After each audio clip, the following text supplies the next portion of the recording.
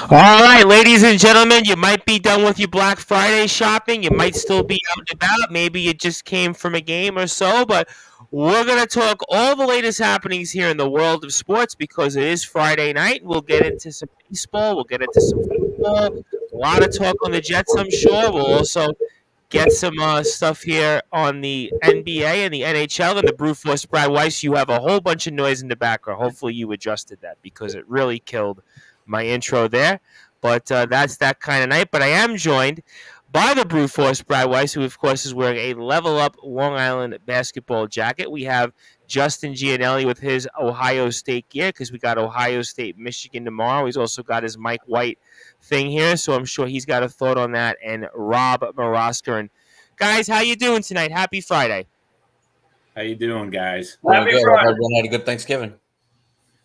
We'll find out here, right? Let's see how our sports teams do this weekend. Certainly, Jets are in action. Unfortunately, Giants took an L, but Knicks are in action. The Brute Force, and that's always a sore sport with you. We'll certainly get into that later on. But I got Rob Morosky here, and I'm going to spend a little bit of time on baseball, Rob. Unfortunately, I can't do 2 hours on baseball, but there was the Hall of Fame ballot that was released earlier this week and wanted to get your thoughts on it and any names here that you think might get in here. And I see Carlos Arturo Chavez is tuned in. He wants Thibodeau fired, but we'll get into that in a few minutes. But Hall of Fame ballot, let me give you your thoughts while you're here for a little while.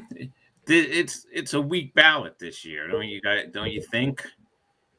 Well, I'm asking you. I mean, that's why I asked you. I mean, you're the baseball guy. It's like it's. I'm not excited this year about the ballot. I'm more excited about the that Mattingly's on it. That they're doing that now. Although Hernandez isn't on it, so I think if Mattingly's on it, Hernandez should be on it too. But I guess it could be because of the drug use. But it's a. I glanced at it. I don't even remember. I don't even remember who's on it. I only glanced on it last week. I was busy. All right. Well, let me get Justin Gianelli's take on it because obviously he does the baseball banter. And you have a thought or two on the Hall of Fame because I got Rob Morosky here for like 20 minutes and I got to at least do some baseball here. So any thoughts on that? I got nothing other than it's rough. I mean, just looking at this list, I mean, Scott Rowland got 63.2% of the ballot last year. I think that it's probably the year that Scott Rowland gets in to the Hall of Fame. You look at the first time guys, Carlos Beltran's on the list. But other than that, nobody really worthy. I mean, you got the likes of John Lackey, Jared Weaver, Jacoby Ellsbury. You got Billy Wagner on the ballot. You got Andrew Jones. Feeling them? Right. I'm just looking at right now. I'm looking at the first time guys, and the first time guys is so unexciting. On this list, Beltran is the only guy who could potentially go in at some point, and I'm not sure that Beltran's the first ballot Hall of Famer. But yeah, you're right. Jeff Kent's on the list still. Billy Wagner, who got 51% last year in his 8th year on the ballot, so he's got 2 more chances to eclipse 75%. Yeah, he's looking at a 24% jump. I don't know if that's, I'm definitely of the Billy Wagner's a Hall of Famer camp for sure. I definitely believe he belongs in the Hall of Fame. He and Jeff Kent. But at the same time, I don't know. Oh, actually, you know what? This year's Billy's 8th, so he's got 3 more chances. But, looking at this list, I mean, it's just such a weak list. I mean, obviously, we know why people aren't going to vote for Manny Ramirez. We know why. Although, I would actually have to say, A-Rod got a decent amount in his first year, 34%. I thought it would have been lower because of all the scandal that he, and all the drug use, steroids that he had. But Gary Sheffield's not going to get in. R.A. Dickey. Yeah, I know R.A. Dickey's one of the first timers on that list. It's tough. Like I said, I could only see one. Maybe they give Beltran a first ballot induction, but I don't see it. Well, Roland, I think, is going to be the guy that's going to come up here very close. I think he's the guy right now. You're looking at that. I think honestly, it's going to be Scott Rowland or nobody from this list. I mean, does Justin, does Carlos Beltran, because of the cheating scandal, don't you think that stops him from becoming a first ballot Hall of Famer? I think that plays into it. Absolutely. And I look, too. you know how you guys know how I feel. I was never a Beltran guy, so Yeah. I could care. I know that he's probably going to end up wearing a Mets cap in the Hall of Fame, because if you just look at his career, it really was. You look at his body of work, it really was for the most part. Aside from Kansas City at the beginning, it really was. Well, he's one of those guys that played and bounced around a number of different teams. I mean, he had 2 stints with the Astros, played with the Cardinals, the Giants. I mean, he had several years with the Royals. Mets, he had a good run, probably most to the mainstream baseball fan, probably most known as a Met. Kansas City might have statistically had his best individual seasons, but Carlos says here Jeff Kent definitely needs to go in. I know things were not good between him and the media members, but I don't understand why Jeff Kent gets so much hate. He's one of the great power hitting second basemen we've ever seen. Well, it's the personality. It's the personality. Yeah. You know why? It's with the press too. The press. I know. It's stupid that they hold on to this stuff, but it's kind of just, I guess, the nature of how these writers are. And Carlos is right. I mean, it was awesome to see Mattingly and Hernandez together. Why Mattingly's on the contemporary ballot and Hernandez isn't is beyond me. It's straight up disgrace to baseball right there, because those two playing in New York at the same time were the 2 best first basemen in all of baseball. And honestly, this new age analytics favors these guys a little bit more. I'll tell you that much. Well, we'll certainly find out here in the Brew Force. Brad Weiss, obviously good to be with you. Certainly, I'll do your certainly a little solid here when it comes to your heart and your blood rate when it comes to the Knicks later on. Although the Knicks did take the lead a few short minutes ago. But any thoughts here? I feel like every year we speak about the Hall of Fame, and it seems like it's always like, well, one name might get in or no names might get in. But this class does seem to be kind of weak. I guess obviously names that come to mind are Billy Wagner, ex-Met, Carlos Beltran. Certainly we just spoke about Jeff Kent, another guy always gets talked about. Then there's Scott Rowland, but it's certainly not the most memorable class, I would say. But any thoughts here from afar on the Baseball Hall of Fame ballot that was just released? Yeah, I mean, I'll have a few thoughts, but there are none that are really exciting and none that are going to make people make my ratings go up. That's for sure. Make nobody's ratings go up, because even me thinking about this is not exciting at all, to be honest. But listen, obviously, the obvious one is Scott Rowland. I mean, he's obviously a Hall of Famer. It's his time. I think in a list of very bad candidates, as you mentioned, Tom Bryce, this is really the fact that we have to talk about him as the top candidate just says it all about this list of players that we're looking at. A few players that and I looked at this just a minute ago, that stocks have gone up over the years. I'm looking at a guy like Todd Helton, a guy who could potentially move up the ranks in the coming years. Andrew Jones, obviously a guy who we can't forget as Mets fans. He definitely gave us, the bad memories. And you mentioned him, Billy Wagner. I think Billy Wagner is a guy whose name we're going to keep an eye on as potential guys that, maybe not this year, but in future years we could hear their names. But this year, I think the only guy really is Rowland. I know you guys were talking about a lot of other names. Carlos Beltran, I agree. I don't think so yet, and I don't know if so at all. And then, you go down the rest of the names, and there's just not one that appeals to you that says, yeah, he's definitely should be in this year. So, again, a very unattractive list, nothing exciting. It almost is just like baseball in a nutshell right now. Not too exciting, and needs to be more exciting. So, I'm going to go on that side of things and be a little bit of negative.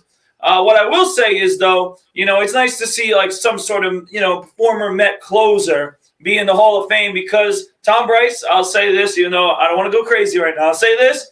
Hopefully we have another Hall of Fame closer right now on our team. Yes. Well, we'll certainly I gotta tell say. you, I gotta tell you, I looked at 2024. Oof, it's not good either. The only guy who will get in at some point, I believe, is Adrian Beltre. Yeah, Adrian Beltre, I would say, would get it. Yeah, he would get it. Mark my words, 2025 is the year to look for because you'll get two first timers, I believe, CC Sabathia and Ichiro. Well, Ichiro's a no-brainer. A name I heard this past week.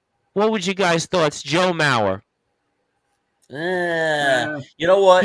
He won an MVP. It might have been Rookie of the Year. I'm not sure. But won an MVP. He was a batting champion. I mean, he had some big years. Some big years. Some really big years. I don't know if the body of work is enough. Because I would. Well, he's a good test before Buster Posey gets on the ballot. Because that's going to be a big test. I feel like if Posey, I think Posey had a better career. If Posey can't get in the Hall of Fame, I don't know that Mauer will. Well, Mauer's going to have the better numbers just because he played longer. Posey's got more championships. Yeah. With the Giants winning those World Series, I mean, that helps a lot, I think. I think so, yeah. Minnesota obviously did nothing in the playoffs when he was there in the years that they went. So I don't think Joe Mauer has got much of a shot. Tom, but I think if it wasn't for the cheating scandal, I think Carlos Beltran is a Hall of Famer. I really do. It's weird that something just happened. The Mets actually asked him to be a coach, and he turned it down. Yep. I'm glad he heard about that. I'm actually glad he said no.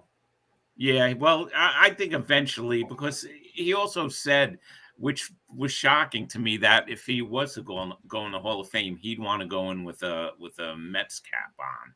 So I don't know. Well, I mean, it goes back to what Justin had said. If you looked at, I guess, from the mainstream baseball fan, Beltran's known as a Met, although I contend he's one of those guys that kind of bounced around. I mean, he didn't have a 10-year career as a Met. He played for his parts of 7 years, so it wasn't as if, I know Piazza played 7 years with us also, but Piazza, I think, means more as a Met than, let's say, as in a Dodger uniform. And Carlos Arturo Chavez got a bunch of comments. Let me get to those.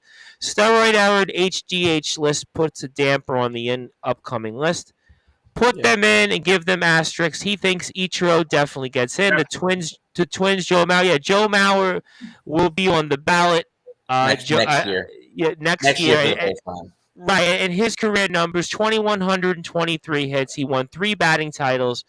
Has got 1,018 runs scored, 143 homers, 923 runs batted, and 306 lifetime batting average. He's won 3 Gold Gloves. He's been an All-Star 6 times and has an MVP. So I mean, he's got a case. I mean, you're making me rethink that and revisit that next year when he is a first time. I mean, he's not going to get it next year, obviously, but. Yeah, you're making me rethink that. He maybe he is.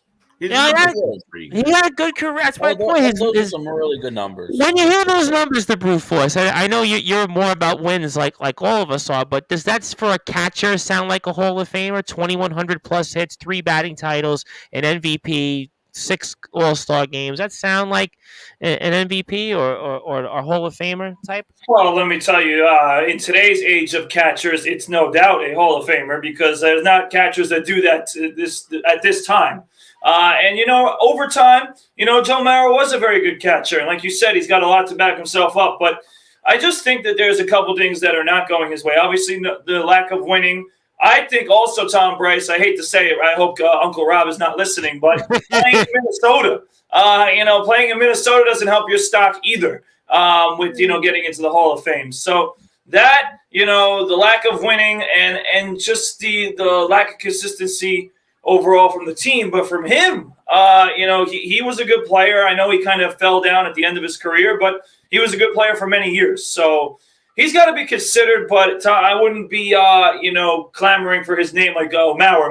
No, it's not obvious. It'll be obviously, and I think him, Justin Morneau, and Torrey Hunter, although he later on was with the Tigers and had probably some big years there, they weren't quite that Hall of Fame trio, but they had very good careers. Mauer, again, normally you'd say he'd be in the very good category, but because he was a catcher and does have an MVP at 365 season, a couple of other batting titles, maybe he has a case. And before we move on to a few hot stove thoughts here, Crackstaff gave us the vote totals. Scott Rowland last year, 63.2% of the vote. So off the bat, he's going to be very close. You got Todd Helton at 52%. To the brute force's point, probably doesn't get in this year, but in a couple years is probably going to be a contender. Billy Wagner, of course, ex-Met, 51%.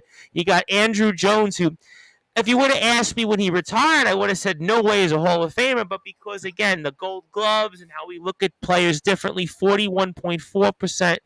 He's on his fifth year on the ballot, so he's probably going to be one of those guys that's going to move up and get close. Gary Sheffield, I think somebody said not going to make it, 40.6 in his eighth year last year, so this will be his ninth. So yeah, he's pretty much coming like he's going to be short. Jeff Kent, 32.7%. So Jeff Kent looks like he's pretty much not going to make it. Maybe he'll get a little bit of what they call a dead cat bounce in stock market and crypto talk, but no way he's going to make it. Manny Ramirez, and then a guy who had some problems off the field, who a couple years ago I think looked like he would have probably made it. Omar Vizquel, a guy I've brought up here in the past, but because he had an off the field issue, he's not going to make it at 23.9%. And then you've got guys like Jimmy Rollins and Bobby Abreu really just aren't Hall of Famers. So yeah, this class, I think you pretty much hit the nail on the head. Really not an intriguing class. No real big names on here that you say, all right, well, they're going to be Hall of Famers, and I think that's unfortunate into where we go from here. But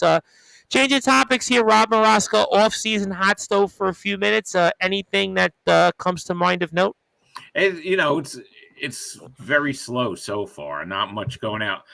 Pittsburgh signed Carlos Santana to a 1-year deal, which I think is pretty good for the Pirates. He did have 19 home runs with the Royals and the Mariners, so I think that's a nice little signing for the Pirates. But there's just a lot of talk going on. I think now that I'm looking at everything, DeGrom probably stays with the Mets. That he's not getting as much talk out there as I guess he would hope. The Mets are, so far it looks like the Mets are the only team willing to give him like a 3-year deal. So I think he resigns with the Mets. I just think the last 2 years it's just been too much for teams to take a risk with DeGrom, and I think his best bet is to re-sign with the Mets. And that'll make Met fans happy. I just don't see him getting what he wants really with other teams. So that's what I think. And I think Aaron Judge will re-sign with the Yankees. I'm pretty sure. But other than that, everything else is slow. It's like well, it's still early in the offseason. Everybody waits for the big fish. I mean, Carlos Santana is a nice name. He's had a nice career, but that's kind of like in wrestling terms, he's like an opening match. I mean, the main event is obviously DeGrom, it's Judge, and that's what people are waiting for. I mean, you know what it is? We don't have that July 1st or March 15th, whenever the new NFL league year starts, right? The July 1st when the NBA free agency. We don't have that. It's kind of, things open up 5 days after the World Series, and then people go enjoy their offseason, because it's right by Thanksgiving, right? People go home, they spend time with their family. All right, now December hits. Oh, well, now it's Christmas time. So, November, December are just super slow. A lot of things transpire, it seems like, after the new year. And to Rob's point about DeGrom, Rob, I'll ask you this: if Jacob DeGrom was pitching on another team, would you want Jacob DeGrom on a multi-year deal, knowing what he's been through? No. Exactly. So I think that's what's scaring a lot of other teams off. We as Met fans are clamoring for him back because he's our guy, right? He's been our guy for the last 8 years. And he's done so much for this franchise, right? And he has been basically my generation's great pitcher, right? I didn't see Doc Gooden pitch. I didn't see Tom Seaver pitch, right?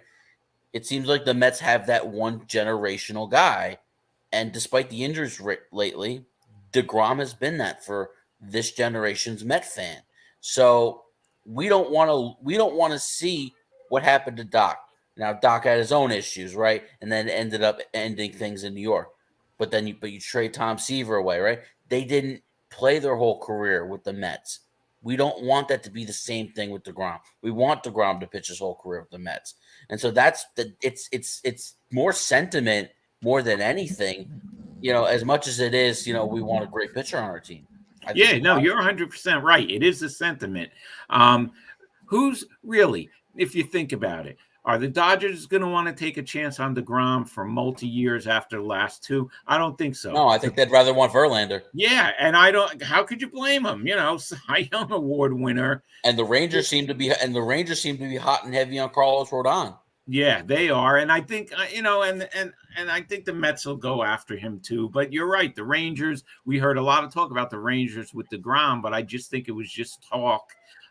There's no way the Rangers are signing DeGrom to a multi-year contract for all that money. No way. I mean, but you're the brute force. I mean, obviously, you've been a player, you've been a coach, and when it comes up with a name like DeGrom, I mean, certainly a generational name for me, you, and Justin in terms of the Mets. I mean, David Wright, we could probably throw in there also. Has probably had a longer body of work as kind of a franchise guy here. But DeGrom is pretty much, I guess, the next in line. Like, is it important for the Mets to sign? Because I think I've said this here on prior shows, and I got a bunch of comments actually about this from guys like Carlos Torres, Jodell, and Ron Laird. But I feel like the last few years with DeGrom, either we haven't seen him or the body of work's been okay at best in terms of the big starts that we saw down the stretch here. I mean, what's your thoughts on that? Because I would find it fascinating from somebody like yourself who's been a player and now a coach. Yeah, so to answer your question directly, I do think it's important that the Mets re-sign DeGrom. And it's not only because of his pitching, but, you got to remember the other elements of the game. Let's talk about leadership. This is a guy that has become a leader of this group, has learned a lot from his own teammate like Max Scherzer, you have to give credit to, for leadership purposes. So I do think that for DeGrom's case, if I'm a player, first of all, out of most of the teams that are going to clamor for his services, the Mets probably give him the best chance to not only get money, but also win. The Texas Rangers are not going to give him that. It's the best situation for him. It's the best situation for the Mets because the Mets need a pitcher like that. And obviously a guy who's not only a great pitcher, but obviously knows the clubhouse. He knows the fan base. He knows how to pitch in New York. That is not something that we could say about every player that they could handle this spotlight, as we see with another player on the Jets. So, some players just can't handle it. And DeGrom has proven that he can. So I think that that's something that persuades me as the Mets to keep him. With that being said, you got to be careful with how much you're giving him. And I think that's the biggest thing that we're going to continue to hear rumors about all offseason. With that being said, first of all, I want to applaud the Mets, number one, because they just got a nice little deal on the side here in future years because there's going to be a new soccer stadium across the street from Citi Field, which is going to be owned by NYCFC. The Mets are going to get money and revenue with parking.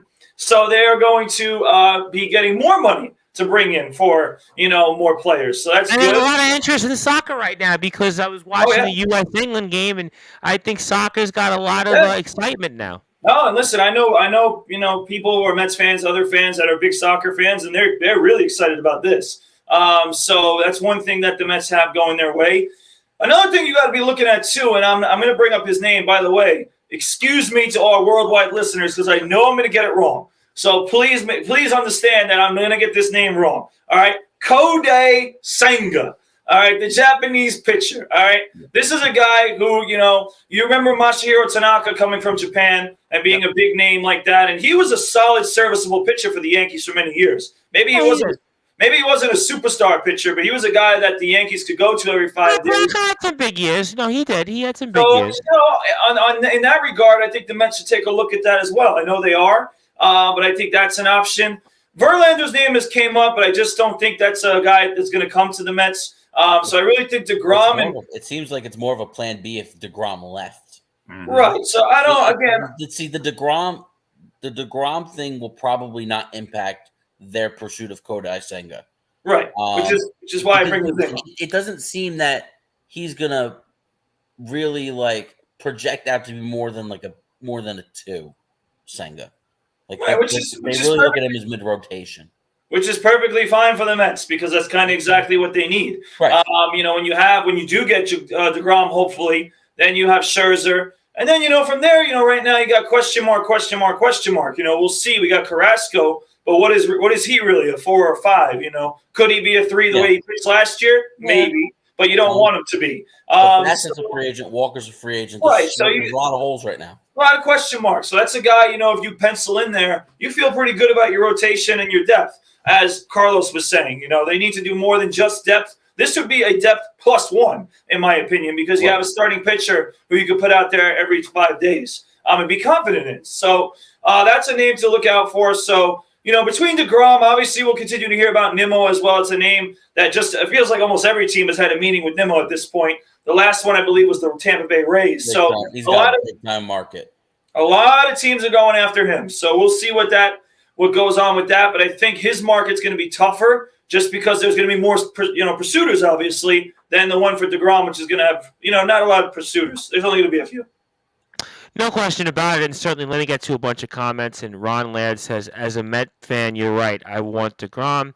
Joe Dell says DeGrom is this generation's Piazza. I wouldn't quite put it that way because I think that they're two different players and two different reasons. That's why I made the pitching comparison more with Gooden and Seaver. Just the crap we get from Scherzer. As a Met fan, I want a World Series. If that means no Scherzer or DeGrom, then fine. Let's move on and let's get wins. I don't know if you make a World Series, though, if you don't have either. Sometimes these guys who stick around too long becomes harder to move them going forward. Man City should make a deal with the Jets and make that a dome. Actually, by the way, just to go off that comment, by the way, it would have been pretty cool if not only they could have built that as a soccer stadium, but as a football stadium for the Jets. I thought about that as soon as I saw it. I'm like, why don't the Jets maybe come in and make this a football stadium and actually play in New York? But I don't think that was the only thing is, the soccer stadium might only be like 30,000 people. Yeah. So it would have been hard because then how bad does it look for NYCFC if they're only packing in 30,000 to an 80,000 seat football stadium? Yeah, that's not the only tough thing about it. No, but you want to know something? I'm glad that you did bring that up, Brute, because that's going to make the whole area look really good. It's going to be all these chop shops are going to be out of there. It's going to look modern. It's going to be a nice sports complex. You're going to have hotels. It's just going to change the whole area. I think there's plans for restaurants too. Yeah, I remember Steve Cohen's bidding for a gaming license. That's right. What I was going to say, casino around there. Yeah. So that was an issue that goes back with the whole Willard's Point development, not to get too technical, but that goes back about 15 or so years ago, originally when the Bloomberg administration at the time had wanted to redevelop Willard's Point. I won't get into all that because there are people here that really aren't going to know the New York politics of it, but there's a whole bunch of factors involved in that, as I could see why now the time that they may want to redevelop that area. But in terms of obviously for sports fans going to sports purposes, certainly, I think if you're a football fan, especially New York City Football Club fan. If you think about and real quick before we move on, if you think about some of these other stadiums, like I've been to Citizens Bank Ballpark. Yep. Right. Me too. Yep. Blue Force not allowed to be there. Wells Fargo's across the street. Lincoln Financial's across the street, and then you have that huge Xfinity Live in Philadelphia. Right. So it's an upbeat area. It's got all the sporting events and. That's something we don't have in New York City. We don't have that here. Is what's around it. There's really nothing around it. But let's even listen. Yankee Stadium. You're in the Bronx, right? Listen. Obviously Brooklyn's okay. We have Barclays, but you're still not around a lot of other things in the area. Madison Square Garden's really the only one where you're around Herald Square and Times Square. But I think that you do make a fair point that if you look at some of these stadiums like Philadelphia as an example, or Los Angeles, or Chicago, or Pittsburgh, Kansas City too.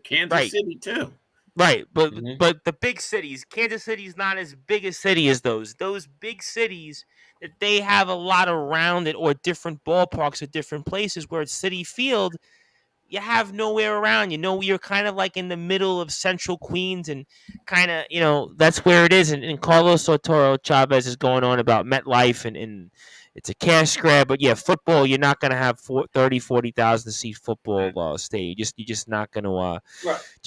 have that here. I mean, if they're going to play 30,000 seats in football, the Jets are not going to come there and play. But look, I mean, obviously, we'll see here with the Mets. But I think with Judge, real quick, I mean, obviously, we're not going to know anything with that. I think at least for another several weeks. I think ultimately, I think somebody had mentioned Judge here with that, and Carlos had also mentioned Barclays is a perfect size for an arena. Yeah, I know Barclays I think is a good size for a basketball arena. I definitely agree with you on that. But anything else you want to add here, Rob Maraska? Obviously, we're going to move on here in a couple of minutes and go into football and such. Anything else that you wanted to mention? I know you have a contest coming up next week as well. You wanted to throw a mention to? Yeah, I'm gonna announce it because I'm working on 2 things with Top, so I'll know more during the week. But it's not gonna be baseball this time. It's gonna be looks like football. Just a couple of quick things. Brute Force's favorite person, Bryce Harper. I think he's gonna be out until the All-Star break, and then he'll come back as a DH. So with the Phillies, that hurts the Phillies. And I heard that the Phillies are now big on Trey Turner. I don't know if you guys heard that yet.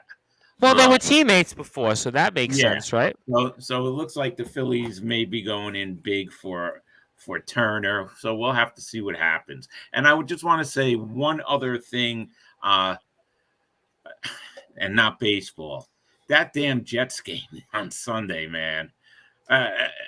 That was just I mean, I'm sitting there watching this and it's like the Jets pulled me in and then it's back to the same old Jets. So I think it's a good move that Wilson's gonna sit out. I know you guys talk. Well, I mean, look, yeah, I mean, then we'll definitely segue into that in a couple of minutes here. But obviously, to end a game on basically a punt return touchdown, and obviously the quarterback, the lack of plays there. I mean, and everyone's going to say, oh well, listen, Patriots didn't make the plays either. But I mean, Zach Wilson literally had I think 1 first down the last 40 minutes of the game or some crazy stat like that. 1 first down. But still in that game, Mac Jones was 22 of 26. I know, and he had threw for like 230 yards, but that's because the Jets were not giving him anything deep. Obviously, they had good coverage and everything. And wasn't that the first touchdown this year on a punt return? Yeah, it was. Right? Of the season, first punt return. It figures. And Jodell says he's just happy the Jets are above 500. But here's the problem with this, and I think the Giants, who we'll get into later on, it's going to be the same problem, is because you started the season so well. If you wind up, even if you go like 9-8 and miss the playoffs because you started so strong, whether it was the Giants being 6-1 or the Jets where you were in a position where you controlled your own destiny and you lose to New England twice in a month, I think that's going to be the disappointment. Yes, It's a remarkable improvement for both teams, no question, but I think the fact that you're going to probably end up the way you're going to end up. I mean, listen, Jets could win Sunday and then they'll get a little bit of breathing room for sure. Jets are still alive, but the Giants, you definitely do feel like that they're in trouble right now, and I think that's the point that schedule. Yeah, and you got I think Philly twice, Washington twice, Minnesota, and you got Minnesota, and you got the Colts. So I mean, your schedules, you're going to be struggling to get 9 games, as John Gonzalez is pointing. But I think with the Jets, Jodell, I think that yes, you're right, but technically because of the kind of schedule that you had, and you're going to end up probably on the outside looking in of a playoff spot because you lost to New England twice. It's going to be disappointing. I think that's going to be the big disappointment right now. Yeah, definitely. So I just wanted to bring that up. And one other quick thing: it looks like the Cubs are interested in Michael Conforto. I heard. So we'll have to see. You know what? Who knows? He might come back strong, having all that time off. So we'll have to see what happens with Michael Conforto. But the Cubs seem like they're pretty interested in him. Well, we'll certainly find out. I mean, Conforto's obviously a name here. We'll always be bandyhooed here when it comes to the Mets. And again, very, very interesting career that he's had with the Mets, and obviously betted on himself, and certainly it didn't quite work out. And closing thoughts here, Mr. Maraska, for us, and anything else that you want to plug, and I'll give you the floor before we go into some football picks here. Yeah, I just like I said, I'm gonna have the contest next week. I'll announce it. I'll have all the details this week. It's gonna be a good one. So just everyone, keep their ears open for that, and I'll announce it on next week's show before I put it on Facebook. And I just hope. I know things are gonna go slow in baseball, and we'll just have to see. Hey, listen, Harper and Machado a few years ago, they didn't sign until almost. You're right. So we'll see. We'll see what happens. But anyway, thanks, guys. It's been fun again, and I'll catch you guys next week. Absolutely, and continue to enjoy the Thanksgiving weekend. Hope your Black Friday shopping treated you well, and of course, everybody can follow Rob Maraska here at R Maraska on Twitter, and also Rob Maraska on Facebook as well. So, Mr. Maraska, enjoy, and we'll speak with you next week. Thanks, guys. All right, as we're here on Sportswire Radio, and before we go into football, the Brute Force Brad Weiss, your life continues to be tortured because the New York Knicks and the Portland Trailblazers are going into overtime.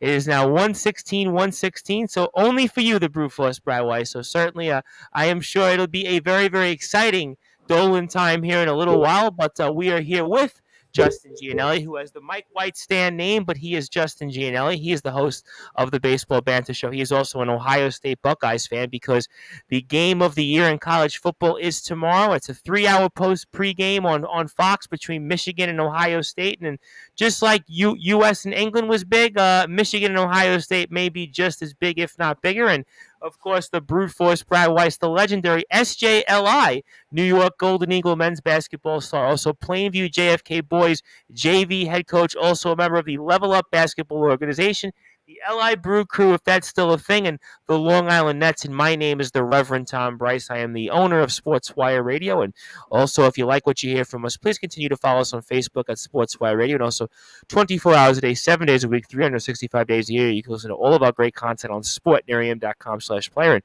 Carlos Otoro Chavez says, can the Knicks start a season and actually be better?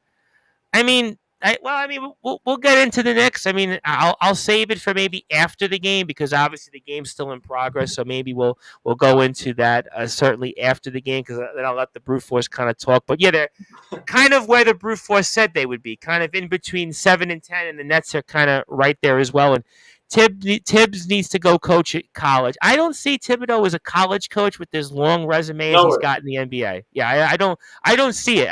I don't see him as a Larry Brown type. I don't see him going back into the college ranks. I just don't see that. But I mean, obviously, we'll see here. But obviously, we have some games to pick, a number of different games to go through. Obviously, Thursday games we obviously won't cover because we saw those kind of how they all unfolded. Dallas defeats the Giants 28-20. Vikings beat the Patriots in a fun game, 33-26. And of course, the Brute Force, our beloved Detroit Lions, lost a heartbreaker. I mean, you could not have lost more of a heartbreaker. Well, the Lions lost last year in a heartbreaker as well, but that was a real heartbreaker. Can I just say one thing, Tom Bryce? You sure can. I'll say one thing though. I'm proud of my Detroit Lions. This is the first time I've heard you ever say that about them. You know what? I'm proud of them. You know what? Because they came off a nice winning streak. I know it was a tough loss, but remember who they're losing to. They lost to Buffalo. And if you told us early in the season that the Lions and the Buffalo Bills on Thanksgiving was going to be a close game, you would have laughed straight in my face. And the fact that it was a close game, and I know the Lions made some suspect decisions, but Tom, I'm happy with them. They're playing better, and they're making me look good because I think they're going to do exactly what I said, which is win 6 or more games. We were talking about that yesterday on Instagram after the game, and I think 7 wins is definitely on target for this team. So I think they've got a shot at it. I mean, obviously, you're going to look back on this season, though, that it has been disappointing because they've lost a number of close games and a number of different. I think about the Vikings game in week 2. I think about the Seahawks game, 48-45. I think about this game yesterday very quickly, guys. I mean, I think Coach Campbell twice could have ran the clock even further and not allowed Buffalo to get the ball back. And Buffalo scores on one drive to end the half. And then the last drive of the game, Josh Allen, which 23 seconds and 3 timeouts for him, but 25 seconds is like 2 minutes for anybody else. And there's 6 points there, and that's the difference of the game. Listen, Lions win that game if play calling and you run the clock a little bit more. I think Romo even said it during the telecast yesterday. I mean, that's just got to make you scratch your head.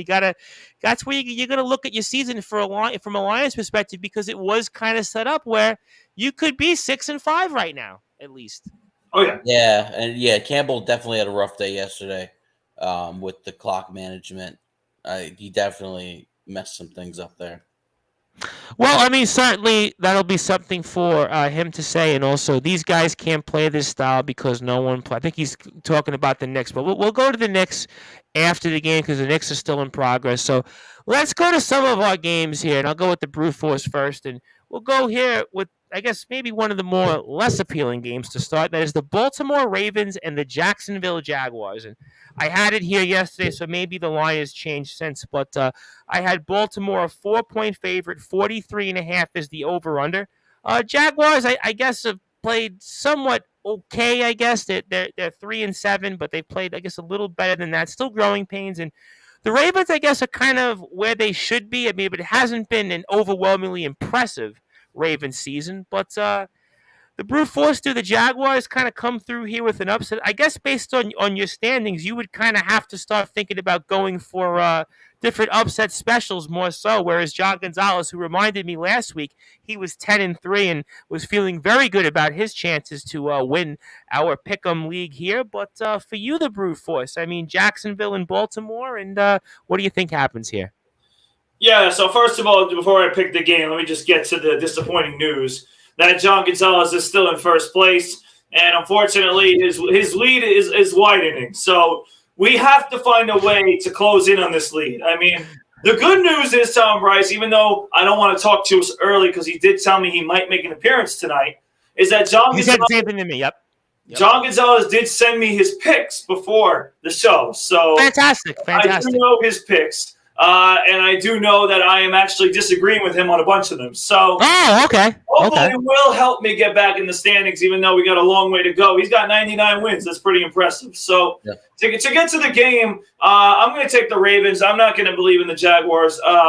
I know the Baltimore had a really weak performance last week against Baker Mayfield and the Panthers. All right, that was pretty disgusting. The fact that it was 3-3 going into the fourth quarter, I think it was. I mean, that's just horrible. But I will say that was a bad game. I was looking at it like on the box score during the Jet game, and it was like, yeah, it was horrible. But what I will say is the one thing that I think people question about the Ravens is their defense, and their defense was solid. I know it's Baker Mayfield, okay, but it was solid. They did hold down the fort. And the offense didn't play their best, but they were coming off a bye, which normally leads to a better performance, but this time it did not. Maybe they were a little sluggish coming out of the bye.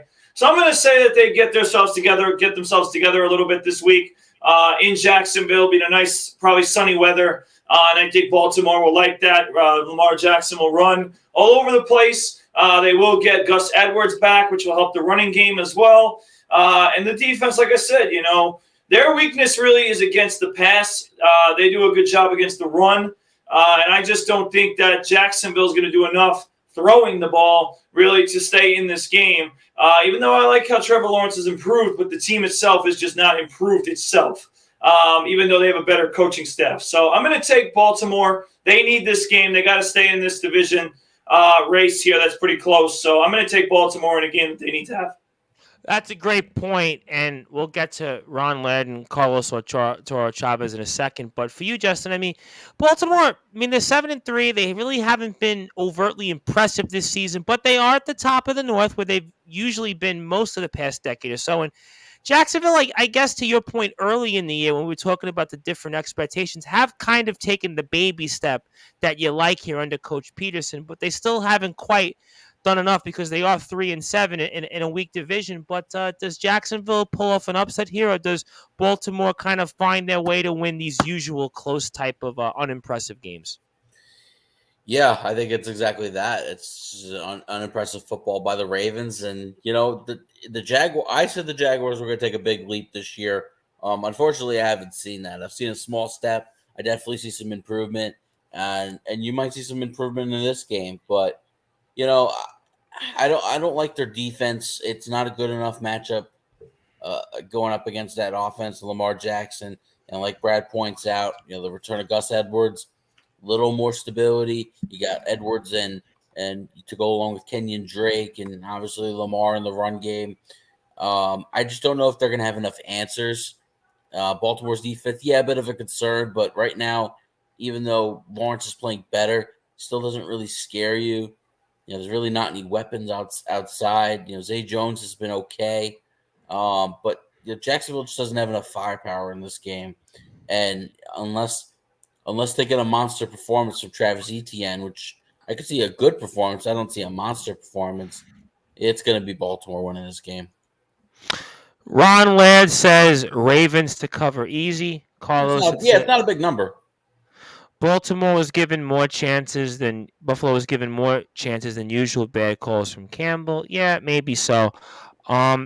I'm going to go with Baltimore, although my gut's telling me for whatever reason that I think Jacksonville can pull off an upset. I don't know why, but I think you look at that 3-7 record. They've been in a lot of these games. I mean, but they're a young team. It's the quintessential young team that has not quite done enough to close the door. And before I go into this here, John Gonzalez has arrived at Brute Force. In fact, he is here. Right on time.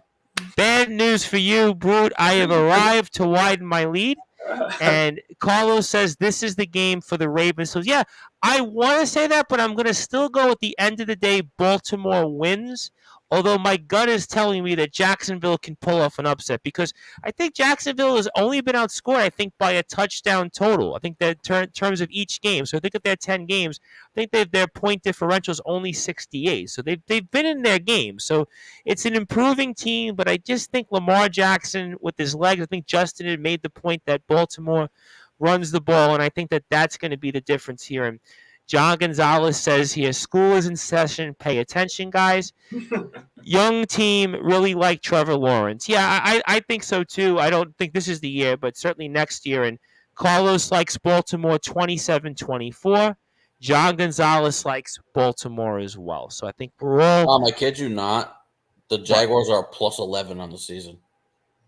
Oh, they're plus... Well, I guess in their losses, they're minus 6.8. Yeah, on their point differential for the season, they've scored 11 more points than they've allowed, and they're 3-7. They do hang around. No, I mean, listen, what did you have there on the number 4, 3.5? I got 4 right now. The line was yesterday. I don't know if we're talking spread. I don't know if I like that number. I would not touch that. Yeah, I agree. We'll certainly see. I think Carlos's 27-24 is a good one.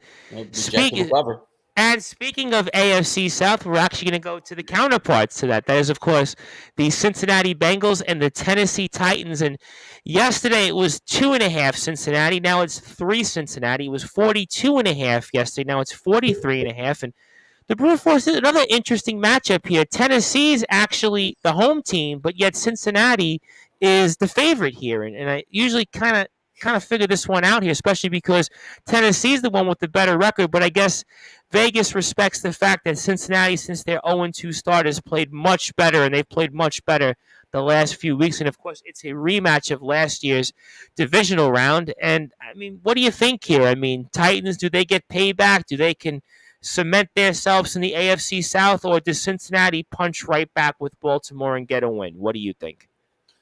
I think the Cincinnati punches back and gets a win. I think, listen, and it's tough because, the latest news just coming out a few hours ago is that Joe Mixon's not going to play for Cincinnati. That's obviously a loss, but I don't think that necessarily, P. Ryan is a scrub. He's okay. And I don't think that Cincinnati was coming in the game thinking that running the ball was going to beat the Tennessee Titans, because the Titans are actually good against the run. So what is the big news is that there's a potential return for Jamar Chase. And if that is the case, I think that it just makes the passing game for Cincinnati even more lethal. And I think that that's going to be a big factor in this game. With Tennessee, the one thing I just keep, the concern is that they just don't score a lot. They are good defensively, but really, besides Henry, I say it every week, and they continue to burn me, but I'm going to say it again. They just don't score a lot. I think Cincinnati's a team that scores and that will score this week, and that will give Tennessee trouble. So I'm going to say, I think it's going to be around the 24-17 game. Nothing too crazy, but I do think that Cincinnati's offense will be prolific with Chase back. Tyler Boyd will go back to a roll. Higgins will go back to a roll. And they're going to do a good job getting the ball down the field.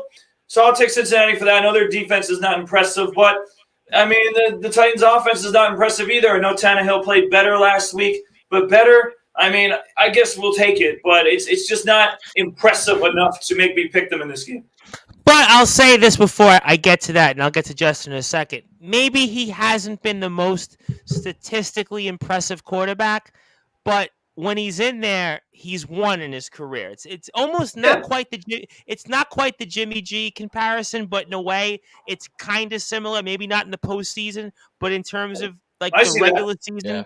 I think that's where we go. I have a bunch of comments where some of the guys have picked on Facebook. So, Justin, I go to you here. To me, this is really still a fascinating matchup. Obviously, rematch from last year's divisional round. And Bengals seem like they've gotten back to where they were last year. And Titans, despite all kind of the knocks on them, they're kind of where they usually are. And they're usually well coached. They have a good defense. And they may not have the greatest quarterback, but they find ways to win. And I kind of think maybe Vegas is not respecting some of those things, but what do you think here in this matchup between the Bengals and the Titans, a rematch of last year's AFC divisional playoff round? Yeah, the Titans keep getting overlooked year after year, and year after year they keep on winning games. I don't know how. But right now Tannehill's not playing great football, and with his lack of receivers, Robert Woods has been okay this year. He got Treylon Burks back from a long injury absence, but they're going to have to rely on Derrick Henry if they're going to want to win this game. And I'm not so sure that they're going to be able to do that. I think Cincinnati will have a good game plan for Derrick Henry. And with the potential return of Jamar Chase, even if he's on a pitch count, there's still plenty of weapons on this Bengals offense. Even without Joe Mixon, I think Samaje Perine, who I believe had 3 touchdowns last week, is more than capable of stepping in.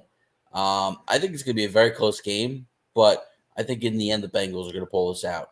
I think there's a reason why the Bengals are road favorites. People were confused and wondering why the Cowboys were road favorites over the Vikings last week. Well, we know why. They wiped the floor. I don't know if the Bengals will wipe the floor. That had to be like the worst showing, though. Maybe to John Gonzalez's point, that had to be like the worst showing ever for a team at home that was like 8-1. I mean, that was just like it might be, but that was brutal. I don't think Cincinnati will wipe the floor with Tennessee, but I think Cincinnati will come out on top.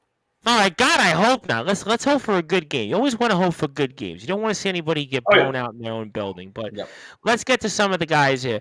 Carlos says Titans will win this game. Ron Laird says Titans in an upset. Okay. Bengals should lose all out, play the draft game to get O-line and defensive help. LOL. I think LOL is the most important part, he said, because the Bengals very much can make the playoffs and win that division, so they shouldn't do those things. But he does go back and says Joe Burrow will need to be careful. Titans will be okay, 27-14. That schedule is tough for the Bengals. Yeah, no, it's definitely a tough schedule. Tannehill has to play better if he looks to stay a starter and get paid in the NFL. Don't mess with another man's money. I wasn't confused. I picked Dallas. Then he says he's going with the Bengals. But I'm going with the Titans here because I think everything tells me here in this matchup that Tennessee's at home. Tennessee's overlooked. Tennessee usually is well-disciplined. Long as they don't turn the ball over. Tannehill, you're right. You guys are right. It's not overly impressive. But I kind of feel like at the end of the day, if it's a low-scoring game, it's kind of in the high teens, early 20s, that would tell me it's advantage Tennessee. So I'm going to go Tennessee 21, Cincinnati 17, something like that. I definitely think it's under in the points, and I think that Tennessee, I guess, pulls a mild upset here. I would say mild upset with kind of an asterisk because Tennessee's the one that's actually in first place. But let's go to another team that's home, the Brute Force. This time it's in the AFC North, and that is the Cleveland Browns, who are playing the Tampa Bay Buccaneers. And I see here now that yesterday it was a 3.5-point favor for the Bucs, and now it's actually dropped to 3 points. And 42.5 is the over-under. That's dropped from yesterday's 43. And the Tampa Bay Buccaneers, the Brute Force, I mean, definitely have not been the Tampa Bay Buccaneers the last couple years we saw with Tom Brady, but that very well still could be good enough in the NFC South to once again win the division because that division is what it is at this point. And the Browns have definitely taken a step back for a number of different reasons. So the Brute Force, do the Browns kind of pull off a mild upset, or does Tampa Bay kind of win the way they usually do in mediocre fashion and kind of keep their grip hold on the NFC South for what that's worth? Exactly what you just said, Tom Bryce. Yeah, the Buccaneers will win in mediocre fashion. That's how this is going to go, and I agree with that 100%. The Browns have not played very well. Their one win is against Cincinnati of recent, and Cincinnati, they have their number. They've beaten them 4 straight times, and that's an interdivision game. So that's not really that impressive, if you want to call it that. Besides that, I mean, they've gotten absolutely blown out of the field. I was going to say blown out of the gym because I'm a basketball coach. But St. Joe's is playing tomorrow in a tournament, so good thinking that you were thinking about. Yeah, and I'm on the court tomorrow too. So I'm thinking on the court. But listen, on the field, they've been getting blown out. They got blown out by Miami. I forget who else they got blown out, but they're just getting blown out left and right. So they're not playing impressive football. I know that their running game still gives you a thought to maybe even think about this. And I do like the way that some of their receivers have played. Peoples-Jones has actually been a nice pickup for me in fantasy football. But with that being said, this is no fantasy. They're not playing well. And yeah, the Buccaneers, listen, they just won their last game in Germany, I believe. In Munich. Yeah, against Seattle. Against a good Seahawks team. They've played a little better. They're still not impressing me, but because the Browns have been so futile and horrible, I'm going to take Tom Brady to win this game. And like you said, Tom Bryce, in a division where every week matters right now because it's an ugly division, but, the race to 8 or 9 wins is going to be who wins it. I think the Buccaneers will win the race. I got a feeling 8 wins is going to win that division. I just have a feeling 8 wins, especially because Tampa has the tiebreaker right now over Atlanta. But, Justin, I mean, I guess Tampa Bay is kind of where we expected them to be, certainly, and no disrespect to Ron Laird. It's not the Bucs team the past couple years that we've seen either that won the Super Bowl or had a firm grip on the NFC South last year. But, hey, listen, you're in first place and you take it. But does Tampa find a way to win here and continue their momentum 3-game winning streak, or do the Browns pull off a mild upset? On Sunday is going to be the day of Rachaad White. Okay, Leonard Fournette is out for the Buccaneers, or he's officially listed as doubtful, but he's not going to play. Rachaad White last week, 22 carries, 105 yards rushing. I think we're going to see something similar to that. The Browns have had trouble all year long stopping the run. And I think that's going to be a great compliment to Tom Brady in this game and the Buccaneer offense. I think that they're going to win with ease. I mean, and obviously this is the last start for Jacoby Brissett. And it hasn't been a great year. They're 3-7. They're likely going to go to 3-8. I think since the Jets lost, their season's really gone in the tubes. If that's the game, I'll point. They should have been 2. They should have been 2-0 to start the year. Let's not sugarcoat it for what it is. I mean, the Browns collapsed in that game, and yeah, they have fallen apart. And I do believe they won the next week though to go to 2-1. And then since then, obviously, Brad mentioned the Cincinnati win on Monday night. Yep, that's the only other win that they've had, and they're just not a good football team right now. And so I think Tampa's going to win relatively comfortably. Let's get to some of the guys here. And John Gonzalez says, did Chris Pizzea turn yes, his? I have his pick. And I know Chris is under the weather. I do want to wish him I hope that he feels better. I know that he had mentioned that in the Sportswire Radio Twitter group, so I want to make sure that Chris certainly gets acknowledged. And of course, Chris will have his liftoff jet show that will play on sportnarium.com/player later on in the weekend. But let me get to a bunch of games here. John Gonzalez likes the Tampa Bay Bucks. Ron Laird says, "Go Bucks." Ron, wouldn't expect anything different from you, my man. And Carlos Otoro Chavez says, "Tom Brady ranks high among top-rated quarterbacks after a bye week. Bucks came back to America and win this game. Come back to America.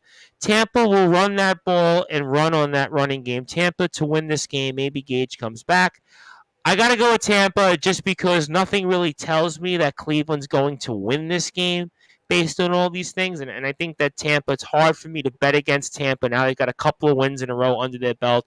I think the Rams win, the Seahawks win. Seahawks win was probably best win of the season, I would have to say. And I kind of think in that division with Brady and everything else that they could go on a run. And I think even 9-8 probably comfortably wins that division. I just think that division is just not that good. So I think that you go 9-8. You probably win that division, maybe by 2 games even. I mean, we'll get to Atlanta in a few minutes, so I think that would be my my point on that. So I kind of think Tampa wins maybe by 10, and that's kind of where we end up there with that game. And we'll go to the Jets last because the Giants play. I always like to go to the locals last. And let's go another matchup, the Brute Force. That's, I guess, kind of another lopsided matchup here at 1 o'clock time, and that's the 1-8-1 Houston Texans against the Miami Dolphins, who was 7-3. And, John Gonzalez had made a point to me, which I really hadn't thought about, but now I think about it, he's absolutely dead on in that. If you think about Miami, I mean, they could win the AFC East. I mean, Buffalo, yes, they won, but Buffalo really hasn't been impressive. And other than the 2 weeks that Tua has missed, the Dolphins have lost, I believe, a grand total of, I think, 2 football games with him under the snap pretty much in about a full season. So the Miami Dolphins, if you think about it, since the second half of last season have shown that they're a really good football team, and they're a really big spot here, and they're 14-point favorites here, with 47 is the over-under. It was 13.5 yesterday, so Vegas really likes Miami, but this is kind of one of those games you might be a little bit afraid of the over-under and certainly the spread, but I would have to imagine the Brute Force that you do like the Miami Dolphins one way or another here, or do you feel really frisky and want an upset here? Hell no. Are you kidding me? Hell no. Well, you're down in the standings. Remember, you got to take those chances. That was why I wanted to bring it up. Not here. Like I said, there's a few that I disagree with John Gonzalez, and those are the ones I'll get back on him. First of all, I do want to say that John Gonzalez has already, since he's came on, changed a pick that he put on earlier. So wait. Can you do that? Yeah, you can do that because technically your picks come on the show. So I'm taking what he puts on the show. Okay. Well, what I will say is this: this is going to be a bloody massacre for the Houston Texans. And listen, the one thing that I can compliment the Houston Texans on is they've actually been good against these spreads. They've actually seemed to cover these spreads, but I don't think they're going to do it this week. I really, as much as it's 14 points, Tom Bryce, this is not going to be close. And I think that the Miami Dolphins are going to throw all over them, run all over them. You name it, they're going to do it. Tua's going to have a big game.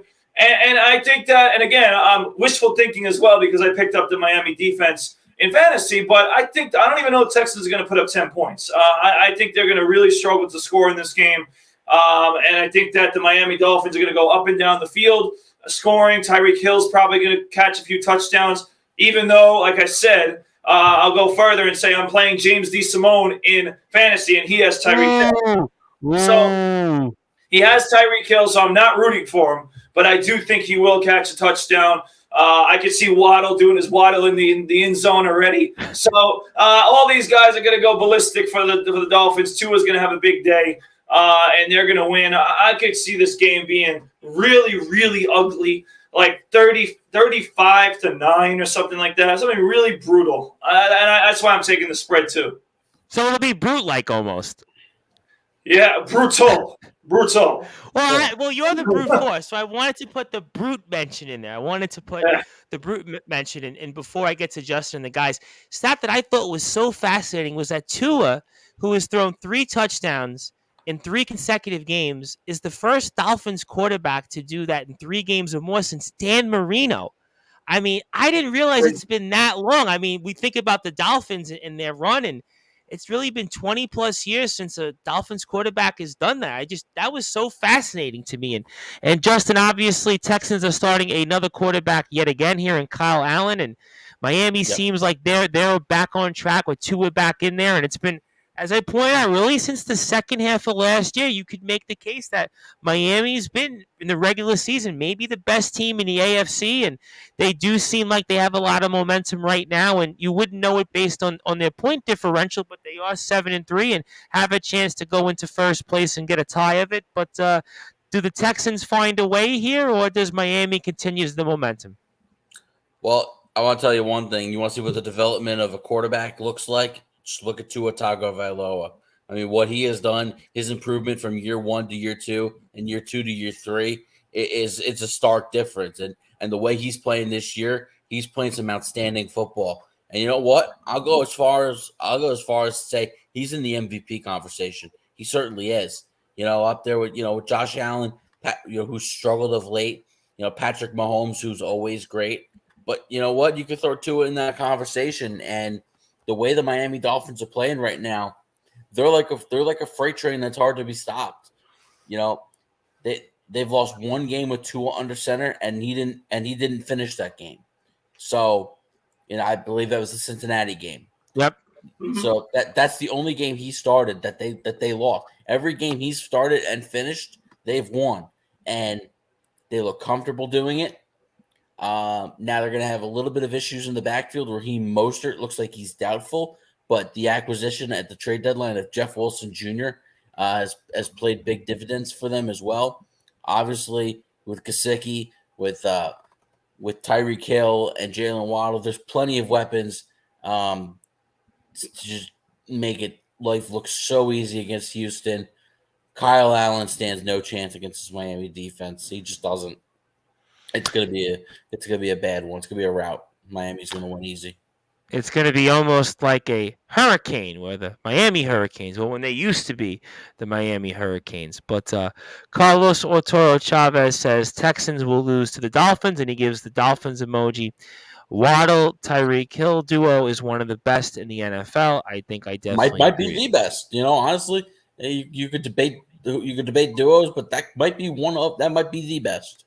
They are terrific together. John Gonzalez likes Miami. Texans will run the ball and clock, but Dolphins will get their points. Dolphins cover, and hard for me to go against the Miami Dolphins right now. Miami at home in this spot. The only thing I'd be a little bit suspect on is the 14-point spread there. It kind of gets me a little bit nervous, 14, because I do think that Houston's been in games, and I don't think their defense is that terrible. I know that their defense is a little suspect against the pass, but I still think that I kind of would say that I'd be a little bit afraid of that. But I do think it'll definitely be over. I'm going to still say Miami 30, Houston 17 or something like that, maybe 28-14, 28-17, something like that. But I do think Miami wins here. I mean, it's hard for me. Listen, and I said this last week on the air, guys, I think Houston's playing for the number 1 pick right now. So I think that's where pretty much Houston's going. They're going for the number 1 pick in the NFL draft goes to the Houston Texans. Oh, you are now on the clock, whereas Miami is looking to get back into the postseason. So we'll certainly, I think, all be in agreement that that game will go into the Miami Dolphins corner. But the proof was, I really want to get to this game because this might be, I guess it's crazy it sounds, might be the game I'm most excited about at the 1 o'clock hour. I mean, we've got Cincinnati and Tennessee's a rematch, but I'm talking about the dumbest team in the league, who's 5-6, the Atlanta Falcons, against, I think I could arguably say, one of the hottest teams in the NFL right now, the Washington Commanders at 6-5, and they could put themselves very much in a position to be in the NFC playoffs and win a wild card. With the Giants kind of struggles and remains to be seen with Seattle in a very weak NFC North, and we've got the Commanders at 4-point favorites, 40.5. It did move half a point from 4.5 to 4. But Falcons, I guess, have played kind of like they did almost last year, the brute force, where they're going to end up probably in the 7 or so win category. But We've got the Washington Commanders, the Brute Force. I could arguably have made the case they should have 6 wins in a row because they blew a lead against Minnesota in the fourth quarter a few weeks ago, and they've got a lot to look forward to here. They got 2 matchups with the Giants that John Gonzalez and myself was speaking about here in the coming weeks. But do the Falcons maybe get a win and prolong your agony and your love-hate relationship with them as the dumbest team in the league, or does the Commanders continue the momentum and make one of our Supran brothers very happy working for them? Oh, yeah. Definitely the Supran brother. The Supran brothers get real happy right now seeing these Commanders. Listen, Tom, I'm going to go on and say this right away. I think the Commanders can make the playoffs, and I'm John Gonzalez, you must have been eavesdropping my conversation with him last night. You must have been eavesdropping. I guess so, because the Commanders are really impressing me. I know both sides of the ball. They're doing a decent. I know that they're coming off a win against the team we just talked about, the Houston Texans, who stink. All right, but you can't forget 2 weeks ago when they went into Philadelphia. Right. That game. You can't forget the Minnesota game. They were right in it. They blew that game. They should have won that game. So I really like the way the Commanders are playing. I think that, Taylor Heineke, like I said a couple weeks ago, is not a minor upgrade. He's been a big upgrade over Carson Wentz. And you said that last week, yep. Yeah, he's been a big upgrade from Carson Wentz. Carson Wentz is horrible, and Taylor Heineke is serviceable, which is good enough for this team to win. I just think – oh, God. But I just think that the Commanders really, with Chase Young back on defense as well. They buffered up the defense. The offense is on all cylinders. Both running backs for the Commanders, Robinson and Gibson, have been great all season for this team. Heineke's doing enough. Terry McLaurin seems to be smiling more with Heineke on the field, amongst others. And they have some depth at the wide receiver position, too, that no one talks about, like Samuel and Dotson and, all these guys who can catch the ball and make plays. So I really like the Commanders. And not only do I think they're going to win against the dumbest team this week, and obviously this is going to be a big loss for the dumbest team, especially if the Buccaneers win. But it's going to be a big loss for the dumbest team. But really, the Commanders, if they win this game and they have those head-to-head matchups with the Giants and they have some other games that they can win, like I said, they are really serious contenders to make the playoffs. Oh, I think they're definitely serious contenders, to say the least. And certainly Carlos Otero Chavez had made a point about the Atlanta Falcons, but I'll get to that after Justin. But, Justin, I think this is the most intriguing 1 o'clock matchup of the 1 o'clock games. Yes, you could say Cincinnati and Tennessee, but Atlanta's coming in here, still has something to play for. They are 5-6, but the Commanders, to me, I think have played a lot better than their record, and I think the Brute Force is absolutely right. Since they made the quarterback change, it's a totally different team, and they've got some momentum, and I think they could very well make that NFC wildcard and get that last spot. And what do you think here? This is, to me, such an intriguing matchup. Yeah, intriguing is the right word. There's a lot at stake here, and I think there's one word that I'm going to use here that's going to apply later on when we talk about a specific football team and their quarterback situation. And that's the word respect.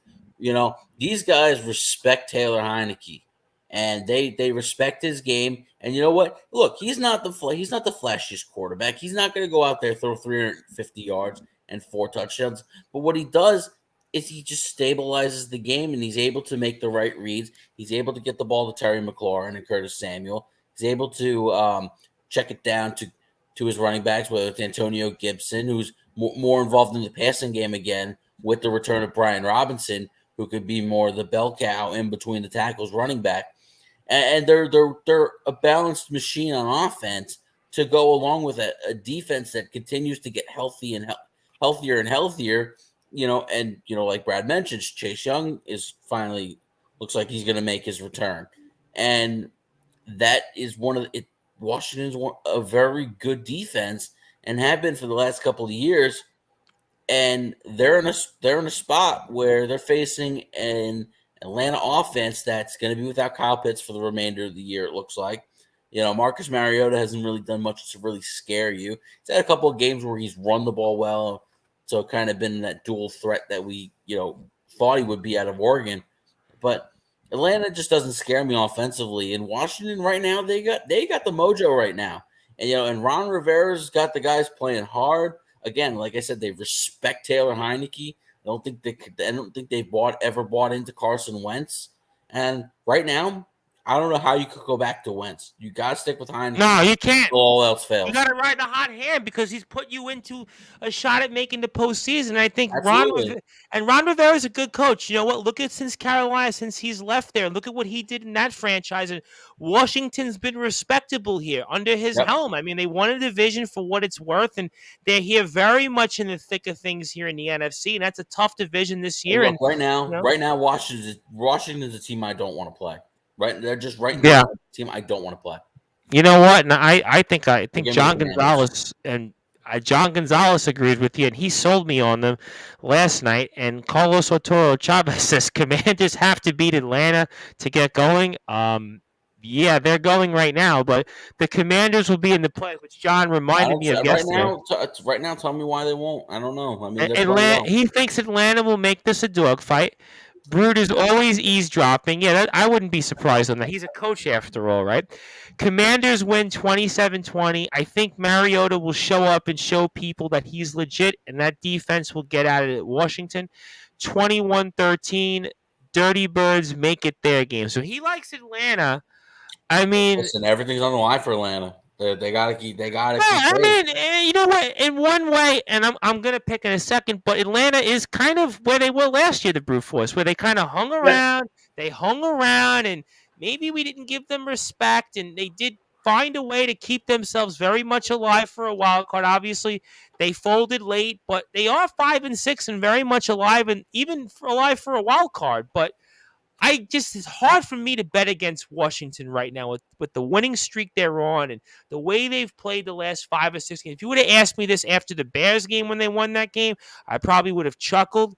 But since then, since they've changed quarterbacks, they're a different team. And I kind of think Washington wins here, 24-17, something like that. I kind of feel like it's that type of game. Probably somewhere Vegas has it 40.5. I think it's kind of right around that threshold. So I think that's kind of where the game ends up. So that would be where I think. And let's then go to the last 1 o'clock game. I have it in front of me before I go to the Jets Bears at the end when Randy Dillon comes on here for a few minutes of the NHL and the Brute Force. I mean, the Denver Broncos. You know what? I was watching this game that I was listening to it at Duffy's Sunday night as I'm going to eat, and this game was so interesting because it was almost like every other Denver Broncos game the entire season. The Broncos find a way to lose it. They lose it late, and they're going to go down as probably, in a way, maybe the best defense to be whatever 5-12 or 6-11. Who knows whatever record they end up with, but it's certainly going to be a major disappointment there. And then you've got the Panthers, who did at least make it relatively a game against Baltimore up until late in the fourth quarter. And obviously, for what it's worth here in this matchup, the Broncos are very small favorites. We're talking 1.5, and 36 is the over-under in the Brute Force. This might be maybe the lowest over-under I've seen all season. Maybe if anybody wants to correct me on that, feel free. But this is essentially a game, what you'd call a coin toss, the Brute Force. So if you want to pick an upset, you could, but it's literally like a coin toss. As coin toss as you're going to get here. But do the Broncos win here, or do the Panthers win? And, I mean, since they have changed coaches, they played a little bit more competitive. And, I mean, somebody has to win here. As I feel like I've said this now at least 3 or 4 different times on Sportswire Radio in the last month. Yeah, well, first of all, the Denver Broncos should be absolutely ashamed of themselves. They should be embarrassed. Embarrassed. That is just disgusting, you know, and it's cute. The 1 week that I don't pick the Raiders, they come back and they win. I mean, it's just great. I mean, that game last week was just the epitome of the crap bowl. I mean, it was just. I mean, come on. We were kind of waiting for the moment. It's funny. I'm watching and listening to the game, and you were like kind of waiting for it, like in slow motion. It's unbelievable. I mean, yeah. You did talk about the Denver defense, and it's been very good. But I don't get it. I actually know somebody that listens to us. With that being said, though, they did let the Raiders come back and win the game. So, but at the same time, this is not the defense's fault. The defense, I mean, the Denver defense, I believe, is ranked top 5 right now in the league, which they deserve to be. But the offense is just pitiful, and it's just going to continue to be that way. But the thing is that Tom Bryce, and this is what makes me smile about a game that's so disgusting, is that They don't have to be that good because they're going against Sam Darnold this week, all right? And it's not Baker Mayfield, it's Sam Darnold. So it just goes down for the Panthers, all right? Now, with that being said, watch Sam Darnold have the game of his career this week and me be completely wrong. But the Broncos are going to make Darnold beat them. They're a great defense against the run. The Panthers' one strength has been going to the Deontay Foreman and Chuba Hubbard. Those are the guys that have been, kind of riding the ship for them. Offensively, throwing the ball, they don't really pose much of a threat. They have DJ Moore, but they don't use him. So, again, I think that the Denver's going to win. All right. And like you said, Tom, this is going to be ultra low scoring. This being final of like 10 or really ugly and disgusting. But Denver will do just enough to win, and Sam Darnold will do enough to lose. That will be the difference. All right, so I'm assuming you got cut off like a 13-10 type of game. That's kind of what I kind of parceled Yeah, I said 13-10, 13-9, something like that, I think is about right. So basically, if you have a chance and if you're in that Denver and Carolina area, you might want to just go find something else to do and watch a different game. Or if you're like us that might have the feeds of all the 1 o'clock games, purposely just make sure you never tune into this game. But, Justin, I guess you could say Carolina's played a little bit better since they've made the coaching change. I don't know how much it means, but to me, this is about the Denver Broncos. The Denver Broncos right now are actually, if I'm not mistaken, last in the league in total points per game. I mean, just embarrassing considering the fact that you acquire Russell Wilson and his pedigree, and you would have thought, all right, this is a Denver team that should be at least, when they play defensively, 7-3 at the very least, and certainly it's a team that to me, it's going to be one of the most monumental disappointments in quite a while, at least I've seen from teams, especially with the defensive standpoint. And the Panthers do have a new quarterback. It's a familiar face and someone we know very well here locally. And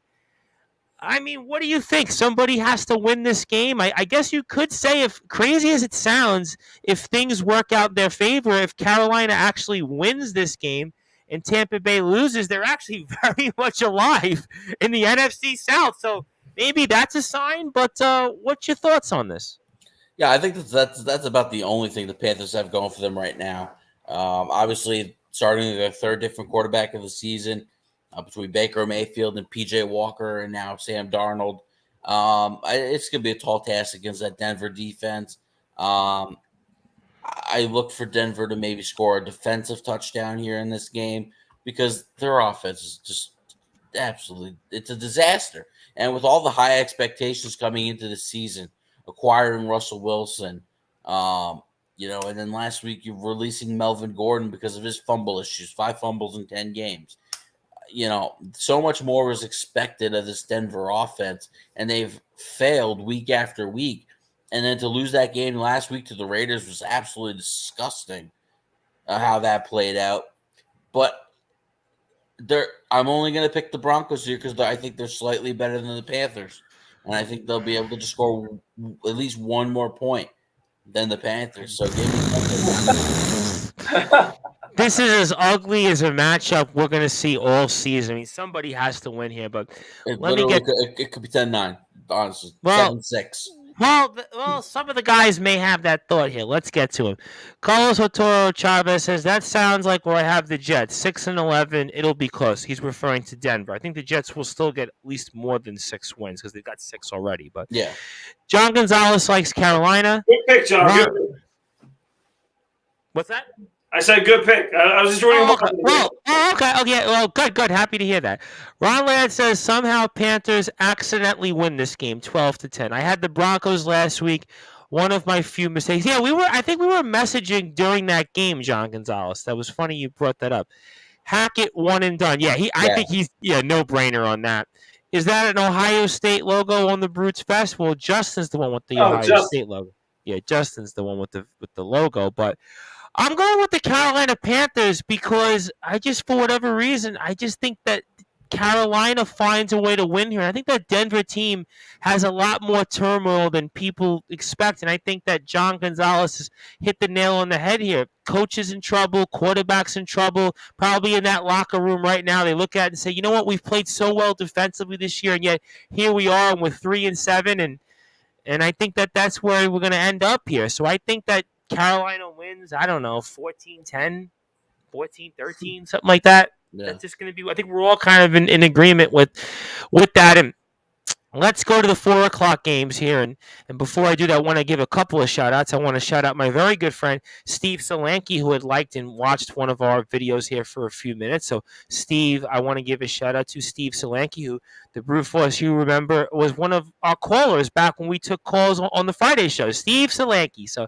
Steve Solanke is probably in a booth somewhere doing security guard work. So, I want to make sure I acknowledge him. I also want to give a happy birthday wish to a Diana Gallo, a huge New York Mets fan, and actually I still know her as Diana Sepulveda because she's actually married to somebody I know very well, Russell Gallo, and Diana's obviously tuned into us in the past, and I always run into Diana locally here on the North Shore of Staten Island at Castleton Corners Pub. And somebody I've known for like 100 years, and I still, in my head, refer to her as Diana Sepulveda, but she's married now, so I obviously wish her well. And Russell is one of my friends for just about as long as Diana, so kind of a small world there. And of course, happy birthday, Diana. I hope you have a great day and hope that the Mets give you some better joy for like all of us here. So have a great day, and I'm sure I'll see you coming up later this week. But let's go to the Brute Force to a 4 o'clock game. Speaking of the Broncos, speaking of the team now that beat them last week, and that's the Las Vegas Raiders, who were 3-7 against the Geno Smith-led Seattle Seahawks at 6-4. And Seattle here is 4-point favorites. 47.5 is the over-under. It was 3.5 yesterday. And I kind of think for whatever reason, this might actually be a pretty good game now. I think for whatever reason, I'm kind of expecting a shootout here between Carr and Smith. And I kind of think, as crazy it sounds, the last few weeks, maybe the Raiders have gotten it together a little bit. I know the Colts game, we were kind of like, what's with this team? But they did beat Denver, and they've got to win. I think they beat Houston, if I'm not mistaken, as well a few weeks earlier. So they do have a couple of wins in the last month under their belt. I don't know if that matters, but does Geno Smith continue this Cinderella ride, or maybe do for the first time the Brute Force, the Raiders put together back-to-back wins and for a moment at least make their season somewhat interesting? Well, first of all, I want to get back to the point you just made, Tom Bryce. You just told me that I should be excited about the Raiders beating the Texans and the Broncos. I mean, I'm trying to drum up interest here for this game. You have God! I mean, listen. You want to get interest in the Raiders? All right, they've interested me enough not to pick them because all year long I have picked them over and over again. All right, we'll get back to that in a second, John Gonzalez. Okay, but listen. I picked the Raiders on multiple occasions, and they've continued to fail me. Then I pick against them last week, and they win. So there's probably no team that's pissed me off more than the Raiders. But they're not going to win this week. The Seattle Seahawks are going to win, and I'll tell you why. The 12th man in Seattle. That's why they're going to win. I think that Seattle's home field advantage will be a big reason why Seattle wins this game. Seattle also needs this game because they're tied in the division with the 49ers right now. And they're in that wild card chase too. You know, you can't remember that those teams are right behind them, right, or right ahead of them in the wild card, even when they fall off in the division, which we all expect to happen because I think the 49ers are going to win the division. So this is a big game. The Raiders have not been impressive. They beat the Broncos, like you said. They beat the Texans. I mean, the Seahawks are respectively a little bit better than both of those teams. Geno Smith, even though, you know, he didn't have his most impressive performance against the Buccaneers, has been consistent all year long. As to Derek Carr, I mean, it wasn't only a few weeks ago, Tom Bryce, that he dropped 0 against the New Orleans Saints. 0. I'm aware. And that game I cannot forget because that was the one week I picked up Derek Carr, all right, and he dropped 0. All right, so this is a guy who is inconsistent. Geno Smith, to his credit, has been consistent, and that is why I trust Geno Smith. That's why I trust the Seahawks. And the Raiders' defense as well is nothing to be ride home about either. I think Seattle gets the ball up and down the field against them as well. Geno Smith has a solid game, and they come out with the win, and a big win for Seattle to bounce back and stay in this division race and the wild card race overall. Yeah, Seattle definitely is in the thick of both those races. I think that's an excellent point that you made here. And before I get to Justin, Carr's had a good season. I do want to point out he's actually only thrown 5 interceptions this year. So hasn't really been his fault. But Justin, I mean, Seattle's obviously had a Cinderella-like season. The Raiders, no matter way I tried to window address it, have had a very disappointing season, especially after making the playoffs last year. This has not been the year that we thought the Las Vegas Raiders would have had. And do the Raiders get back-to-back wins for the first time this season, or does Seattle, as the Brute Force correctly pointed out, continue to keep up with the 49ers and Washington and everyone else in the thick of these two races that they're in? Now, Seattle's the better football team here. The Raiders, I heard Devontae Adams a question again. Maybe he'll play, maybe he won't. The Raiders just haven't been good this year. I know they got the win over the Broncos last week, but the Broncos stink too. They're just not good enough on either side of the football right now. And yeah, it's not Derek Carr's fault. I think Derek Carr has played reasonably well given what he's had this year, but the Raiders are just a bad football team right now. And Seattle's going to be able to do what they want, especially with Kenneth Walker running up and down the field. All right, let's get to. Tom, can I add one more point, by the way? Absolutely. We know we want to add this point. All right, let's remember last week the Raiders, the coaching matchup. All right, was McDaniels against Hackett. Okay. Oh, now, this week, this is a totally different thing. Pete Carroll is arguably one of the Coach of the Year candidates. Okay, Absolutely. Pete Carroll against McDaniels, please, not even close. Oh, listen! Listen. We don't even know if Josh McDaniels will be the coach of the Las Vegas Raiders after this season. I mean, because we know the Davis family is always trigger happy, and certainly for understandable reasons. And certainly, let me get to some of the guys here. John Gonzalez likes Seattle. Seattle will be in the playoffs. Seattle will also come back to America. I got to go with Seattle. I got to go with Seattle here by a touchdown at least. I want to say 28-20, 28-21.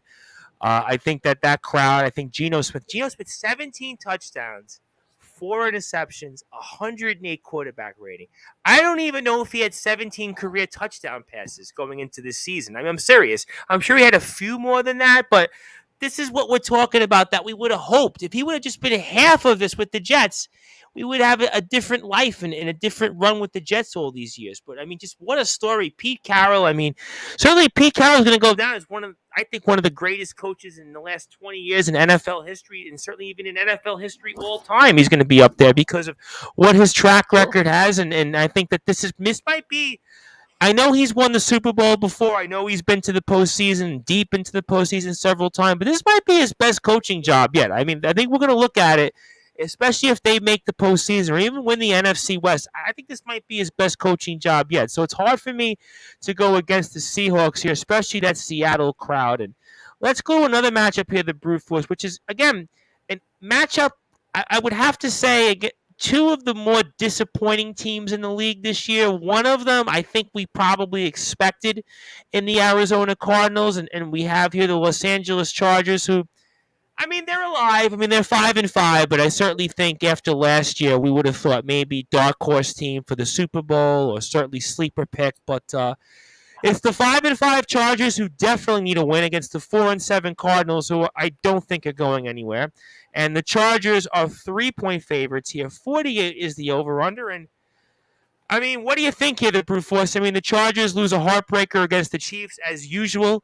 And the Cardinals are kind of, again, as I mentioned. So who do you think wins here? Yeah, I've been waiting to put the trigger up there. It's been a while. So I'm going to take this one. And I'm going to try to get John Gonzalez, hopefully, to go the other way on this one. I'm going to take the Cardinals. And listen, I understand that the Chargers had a good, solid showing against the Chiefs last week, and they lost in a heartbreaker. And, vice versa, the 49ers absolutely murdered the Cardinals, which I understand, okay? But, again, the status of Kyler Murray is a little questionable right now. We don't know whether he's going to play or not, okay? But what I do know is that, Justin brought this up earlier about Tua Tagovailoa being an MVP candidate. Who has Tua always been marked with? It's been Justin Herbert, because both of them were in the same draft. You remember that Herbert and Tua were taking the 4th and 5th pick. And obviously the Dolphins got maligned for that pick with Tua. And listen, right now, if you had to say who, it was like, all right, well, Herbert's much more talented last year. Herbert's this, Herbert's that, Tua's that.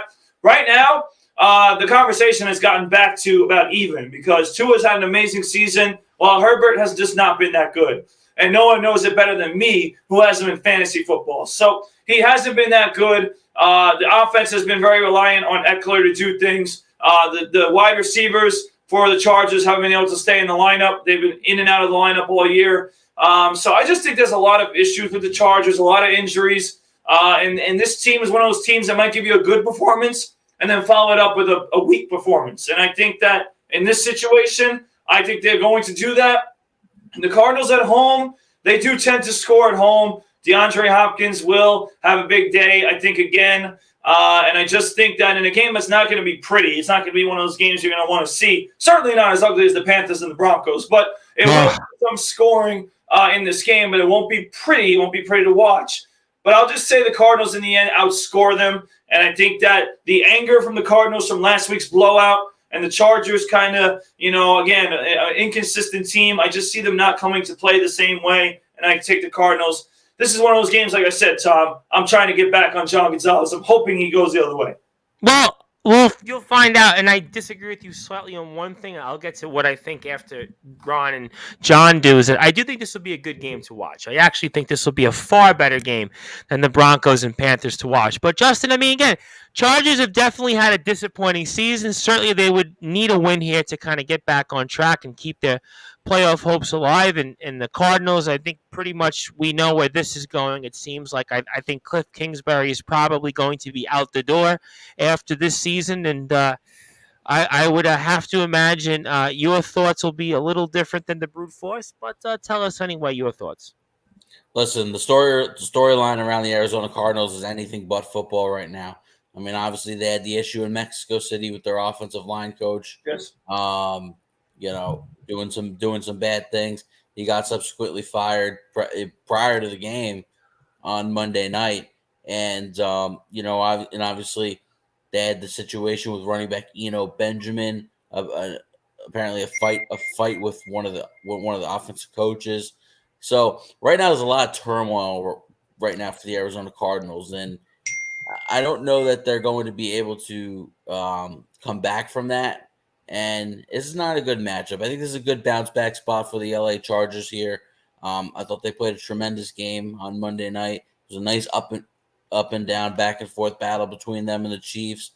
And it was just pretty much about Patrick Mahomes having the ball last. I know Herbert had a chance at the end, did get picked off, but he made his throws. Mahomes made his throws. And it was good to see Keenan Allen back on the field. Mike Williams came back, but then Mike Williams suffered an injury. Mike Williams is out. So now you got to worry about. So now you got to deal with having Joshua Palmer again as the number 2. You have Gerald Everett, obviously tight end. I think just a good bounce back spot, and I think the Chargers are going to win pretty comfortably here. All right, let's get to some of the guys here. Where's Randy Dillon? He'll be here probably in about 15 or 20 minutes, so we'll do our usual 10 or 15-minute thoughts on the NHL. We'll get to Dolan time also because we're almost done with our picks. Cardinals, thanks, Brute. So obviously that was the tease. I'm going to take the Chargers, don't trust the Cardinals, and John Gonzalez, for you, Justin, says he likes Michigan over Ohio State, so he's poking the bear there. But I'm going to go plead the fifth on that because I haven't quite watched enough college football this year to make a judgment call, but I will make a judgment call on the Los Angeles Chargers over the Arizona Cardinals because I think that the Chargers have played just well enough that they should be favored here. And I think they're going to still have a shot at making a playoff spot. I don't know if they'll get in, probably not. But I do think that they at least have their season alive. Whereas I think the Cardinals, after what I saw on Monday night, I wouldn't be surprised if they win maybe one or two more games, maybe one more game the rest of the way. I think that team is in real big doo-doo right now. So I just don't like the Cardinals here in this spot. The Brute Force, sorry to disappoint you here. I kind of think the Chargers win going away here, maybe 35-24, something like that. This is kind of, I just don't feel good about the Cardinals here, the Brute Force. So I'm going to have to disagree with you there on that, but let's get to another game here from the 4 o'clock hour, and well, it's the 4:25 hour, and that's the Los Angeles Rams and the Kansas City Chiefs. Boy, the Brute Force, I would have been like at the start of the season, this would have been the Sunday night flex game. This would have been another Super Bowl preview. We've seen these teams play, and we've seen them play on prime time, and we've had some really, really epic games between these two teams. But this year, right now, boy, the Los Angeles Rams, you want to talk about right now the Brute Force, one of the worst seasons, not just a Super Bowl champion is having, but a world champion is having. I mean, I'm thinking about right now all-time teams, the 98 Marlins, the 99 Bulls. I mean, I got to think back to teams here that won a championship and just totally collapsed right afterwards. And they're going to be up there. They're going to be in the punchline. The Broncos also in 1999, I think about as well, after John Elway had retired, and Terrell Davis, I'm pretty sure, I think he tore his MCL if I recall correctly. But, I mean, that's what I'm reaching for. I'm grasping for the straws, the Brute Force. And the Los Angeles Rams, they're going to be grasping for the straws because they're going to probably be in the NFL draft lottery, where the Kansas City Chiefs are going to be in their usual spot here. And boy, the Chiefs are big, big favorites, 15-point favorites. 42 is the over-under. It was 15.5, though, yesterday. But the Brute Force, you want to go with the upset special here, or you want to go the safe route here? Tell us how you feel. Oh, really? Well, John Gonzalez said pick the Rams, Brute, so I wanted to do it just for John. Listen, there are plenty of other games I'll be lining up to try to take upsets on. Not this one. This one, ladies and gentlemen, we talked about the Dolphins and Texans game. I think this is going to be worse. This is going to be an absolutely tragic disaster for the Rams. Just because, I mean, you got John Wolford, who stinks. You got nothing to help him because you got no Cooper Kupp. You got, a lot of messy things on the offensive side. Defensively, you still got the names that we know, but they haven't even been doing that well this season. And you got the Chiefs offense that's firing on all cylinders right now. Nobody can stop Travis Kelce. Even if you triple team him, you basically can't stop him at this point. So the Chiefs are just going to dominate this game. The Rams are in really, really serious trouble in a lot of aspects. Like you said, Tom, they could go as far down to a draft lottery position at this point. I mean, they could keep losing because Matthew Stafford, how many more concussions is he going to get? He's just going to get another one after next week and again and again. I mean, this guy's a mess. They might as well not even play him the rest of the season. I'll be honest with you. They should probably let him sit. But with that being said, with this game, it's going to be a tragic disaster. Chiefs will win by a lot. And no, John Gonzalez, I will not be dumb enough to pick the Rams. I will take your education on this pick, John Gonzalez, and say the Chiefs will win. All right, fair enough here. And Justin, obviously, Chiefs are pretty much where we expect them, and they are firing in all cylinders right now. I think John had made this point to me yesterday, which I do fully agree with him on. The Chiefs are right now the best team in the AFC, and they do look like that. They're poised to bounce back from the AFC Championship game disappointment against the Bengals and the Rams. Like I pointed out, when we think about all-time world champions in any sport, they're going to probably be up there for that punchline, that trivia question. But what's your thoughts here, which I'm pretty sure I expect them to be similar for all of us here tonight? Yeah, and so I just want to point out a factoid that 6 teams have finished with a losing record the season after winning a Super Bowl. So, for example, those 98 Broncos, the 99 Broncos, they were 6-10. I remember that very well. You could argue that was the worst season, but the 49ers of 1982. Now, remember, that was a strike-shortened season. 3-6, right? 3-6 they were 3-6. But by default, they have the worst winning percentage.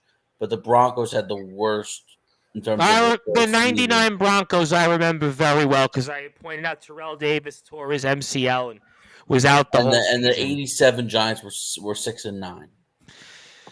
I don't remember 87 Giants, but 6 and 9. That's pretty bad. Those are some of the worst. And look, the Rams are going to be right up there. I don't know how many more games this team wins. Like Brad said, maybe it's time to shut Matthew Stafford down. Not just concussion issues, but neck issues as well.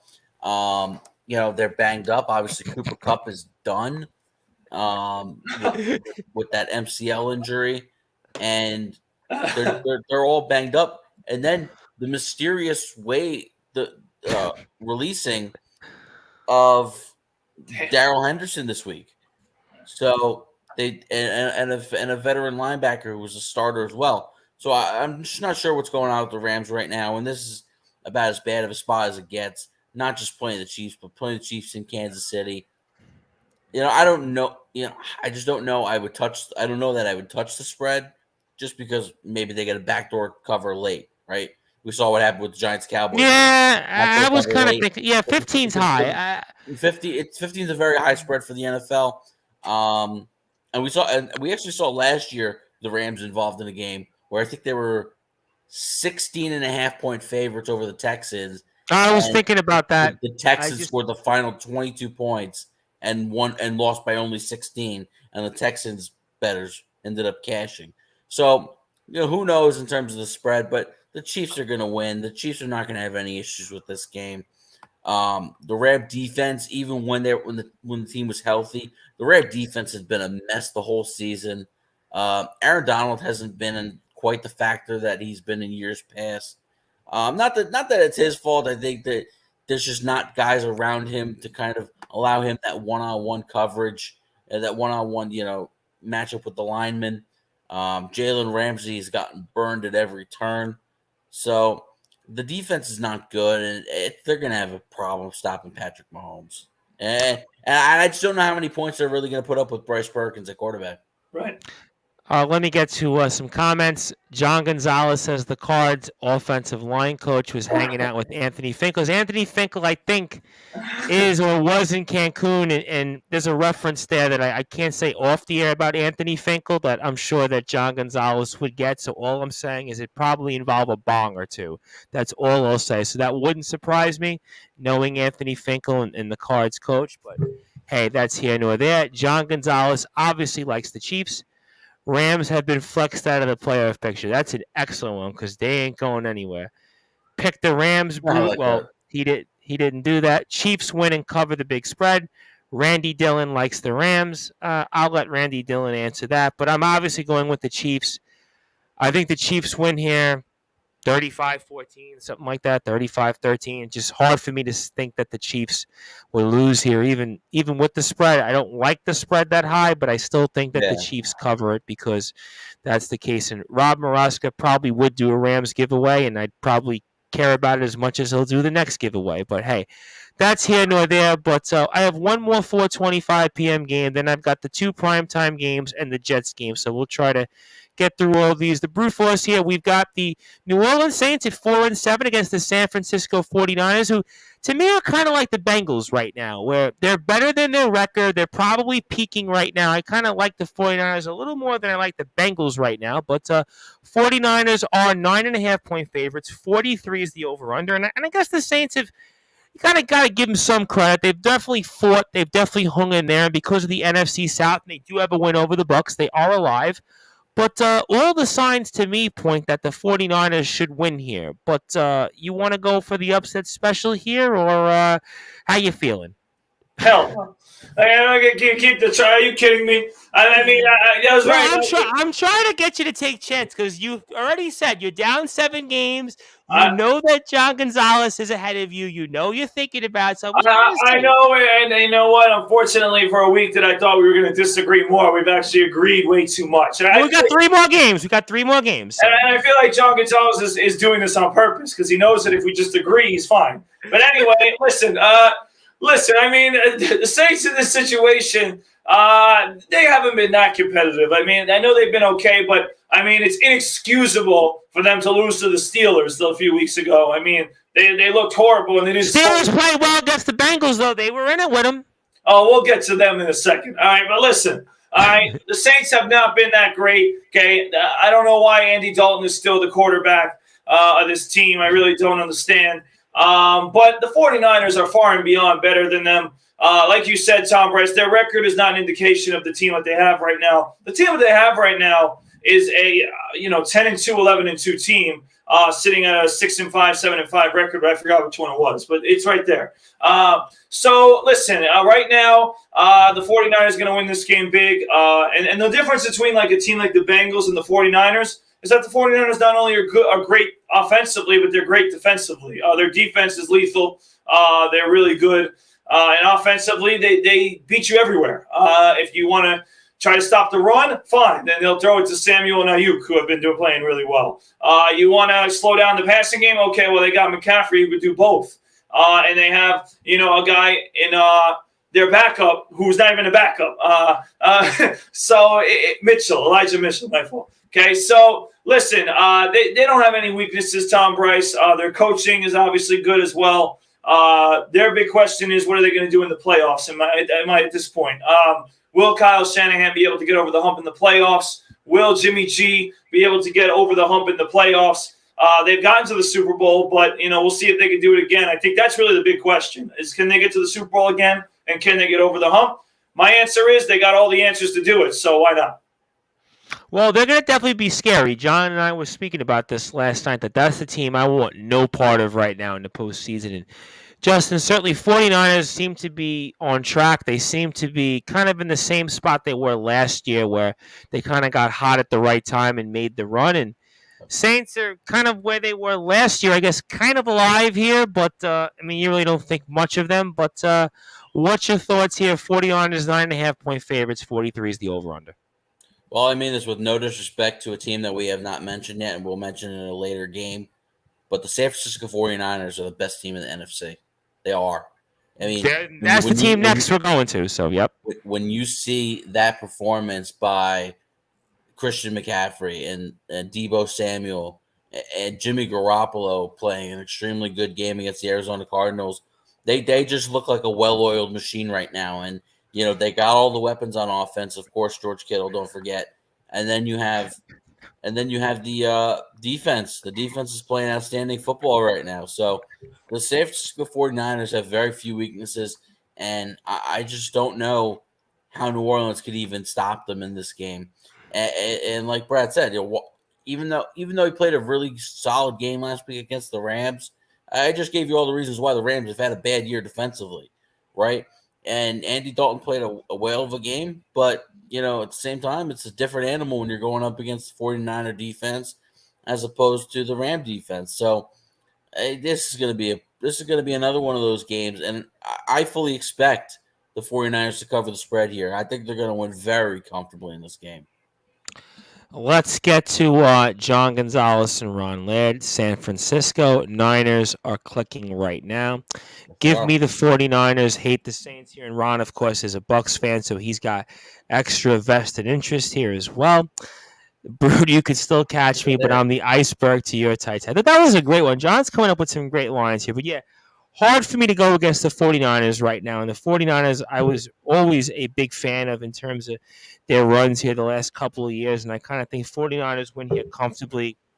I don't know, 31-14, something like that. I'd say they definitely win by double digits. It's 9.5 we agreed upon. I think we're all pretty much in agreement that they cover here. And that brings us to the Sunday night game. And the brute force, we've got another team that I think has to be one of the more monumental disappointments. That's the Green Bay Packers, losers of 6 of their last 7 games, and really should have lost 7 consecutive games, but they came back down 2 touchdowns against the Dallas Cowboys. And the Philadelphia Eagles, 9-1, the team that has the best record in the NFC, but as Justin pointed out, may not be the best team in the NFC. And John Gonzalez also pointed that out here. And Eagles are 6.5-point favorites here. Only 46 now is the over-under. And the brute force, I guess usually you'd say the Packers find a way to win in these spots, but I think at this point we're waiting for when do the Packers get flexed out of any more Sunday night games, and do the Eagles keep up? Because I'll tell you what,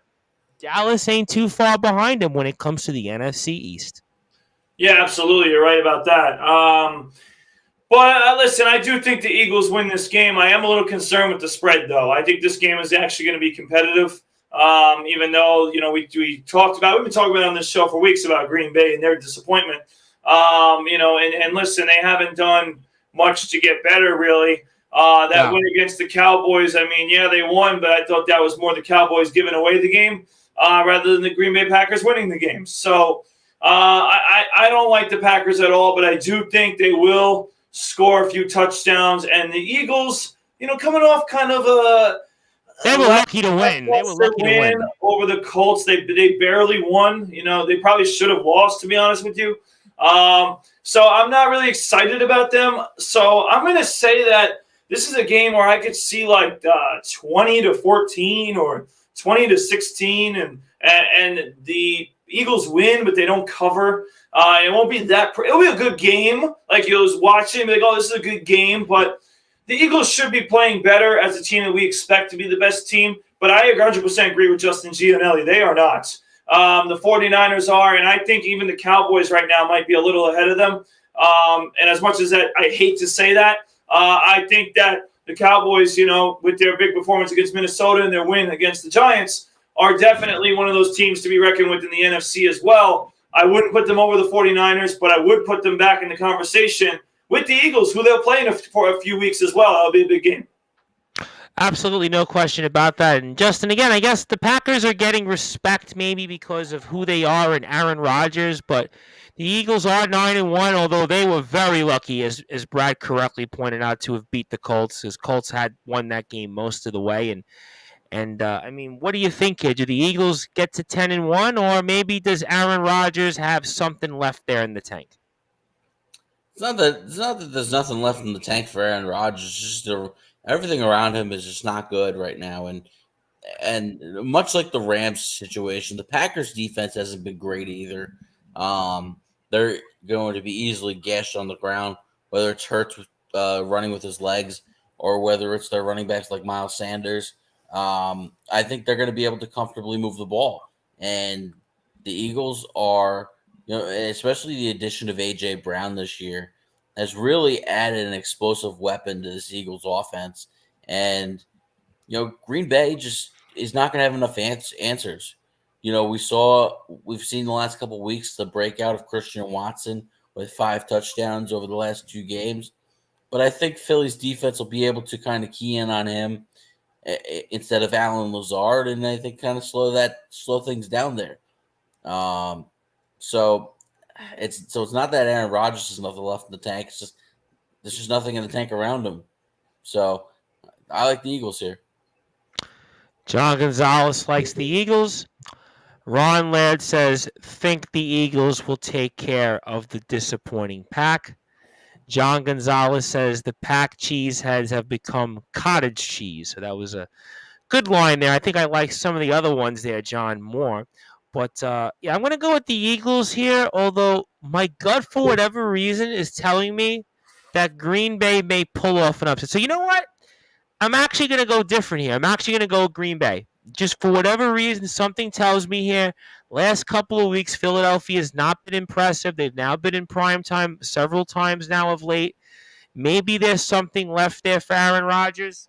Although the signs do say, Eagles defense, and they've forced the most interceptions, I think, in the league, and certainly Aaron Rodgers doesn't do well against a type of defense like this. But I'm going to say, 21-17, maybe Green Bay, and I just kind of think Green Bay finds a way to win here. So maybe I'm just going to try to do something different. But Randy Dillon is with us, so I'll get to one more game. We'll get to the Jets in a few minutes after that. And let's go, the Brute Force, to a team that you love for me to talk about. And this is certainly, they're lucky, I guess you can say, that they're on Monday night rather than Sunday night, because you know that this game would have most certainly had been flexed if it was a Sunday night game. But we are talking about, of course, the Indianapolis Colts and the Pittsburgh Steelers. And boy, certainly 2 teams that have had very polarizing seasons, to put it kindly. And the Colts are 2.5-point favorites. 39 is the over-under. I guess you could say, though, the Brute Force, that the Colts have played a little bit better with Jeff Saturday as coach, for what that is. And the Steelers, we've pretty much spoken about it like a dead horse. And, what do you think here, the Brute Force? Do you want to now maybe change course? Do you want to maybe go upset special, go with the Steelers, or do you kind of like the signs here you've seen from the Colts, who are, I guess, kind of alive here because of that tie in the AFC playoff picture? Well, first of all, I'm not going with the Steelers. That's number one. Number two, the fact that they're on Monday night is a travesty. I mean, come on. We got to watch the. This is not a memorable matchup. I will have to agree with you. This is not. Listen, you know what? The Colts, I know they're not playing, but the Steelers, they stink. All right, they shouldn't be on Monday night. They shouldn't have to terrorize all our televisions across worldwide. They do enough with their terrible towels in Pittsburgh. All right, but now we gotta see it everywhere. We gotta watch this team play. I mean, come on. Well, we better see a lot of Joe Buck's wife on the Monday night telecast. That's all I can say. We better just see a lot of Joe Buck's wife. That's all I'm gonna say. Well, what I'm gonna say is, listen, the Colts, I do buy into them playing a little bit better. I think they've been more competitive. I think with Matt Ryan back in the lineup, they've kind of stabilized their team a little bit more. I think that Jeff Saturday, even though he's not an amazing coach, he's not really a coach. But his coordinators aren't scrubs. They're guys that can coach.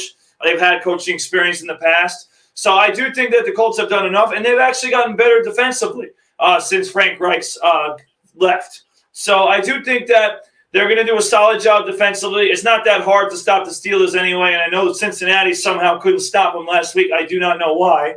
Okay, but they're not hard to stop. Okay, you got to slow down Harris. All right, and then close out and shut down their passing game. And it's not hard when you got Kenny Pickett back there. So I think that the Colts will do enough. It won't be a blowout. It will be a close game. And I do think that just similar to the Philadelphia game you just saw against the Colts, where they had to come back. The Steelers will have the same opportunity to come back, but they won't. It'll be 16-10. I'll say 16-10. The Colts win over the Steelers because the Steelers simply can't score. Their defense is not intimidating enough. And I know, and everyone's going to say, oh, well, Brad, did you watch the game last week? Yes, I did watch the game. I saw they put up 30 points. I saw that, okay? But I just don't think they could duplicate that performance against a team that I think is playing better and is playing solid defense right now in the Colts. So I'm going to give the Colts credit here, and the Steelers, as I normally do, no credit at all because they don't deserve it and they'll lose again. All right, listen, you know what? That's your opinion. You're certainly entitled to it. We respect all opinions here on Sportswire Radio. But Justin Gianelli, he's certainly the brute force, said a mouthful there. I don't know how you top that, but do the Steelers win, or do the Colts, for what it's worth, have played a lot better with Jeff Saturday as coach and kind of keep, I guess, their kind of slim playoff hopes alive here? I do want to first start by giving credit to the Steelers because I think one thing we've learned out of the season, and over the last couple of weeks, we're seeing a better effort out of Najee Harris. I think he's starting to run the ball hard. But one of the things I want to give credit to the Steelers is I think that you're starting to see the progression of Kenny Pickett. He made some really great throws last week against Cincinnati. Starting to put together better performances. Isn't quite ready to put together that full four-quarter performance where he wows you yet, but I think that's coming. I don't think it's going to be this week. Indianapolis' defense has been tough lately. You saw the way they slowed down Philadelphia for most of this game. I really think that the Pittsburgh Steelers, there's a lot to look forward to, and it might not be this season, but I was high on Kenny Pickett going into the draft, and I remain steadfast in that. I think he's going to be a very good quarterback. I just think this year is just going to be that tough year and that rare losing season for the Steelers. And, it's going to be another long night on Monday. I think this is a tough spot on the road for Pickett. So I do like the Colts here. And I like the way that, Ryan has played since he's come back in. And obviously Jonathan Taylor's starting to run the ball hard again. He's had a slow start, had some injuries, now seems to have his legs underneath him. So I like the Colts in this game, but I wouldn't say this is any bit of a sure thing though.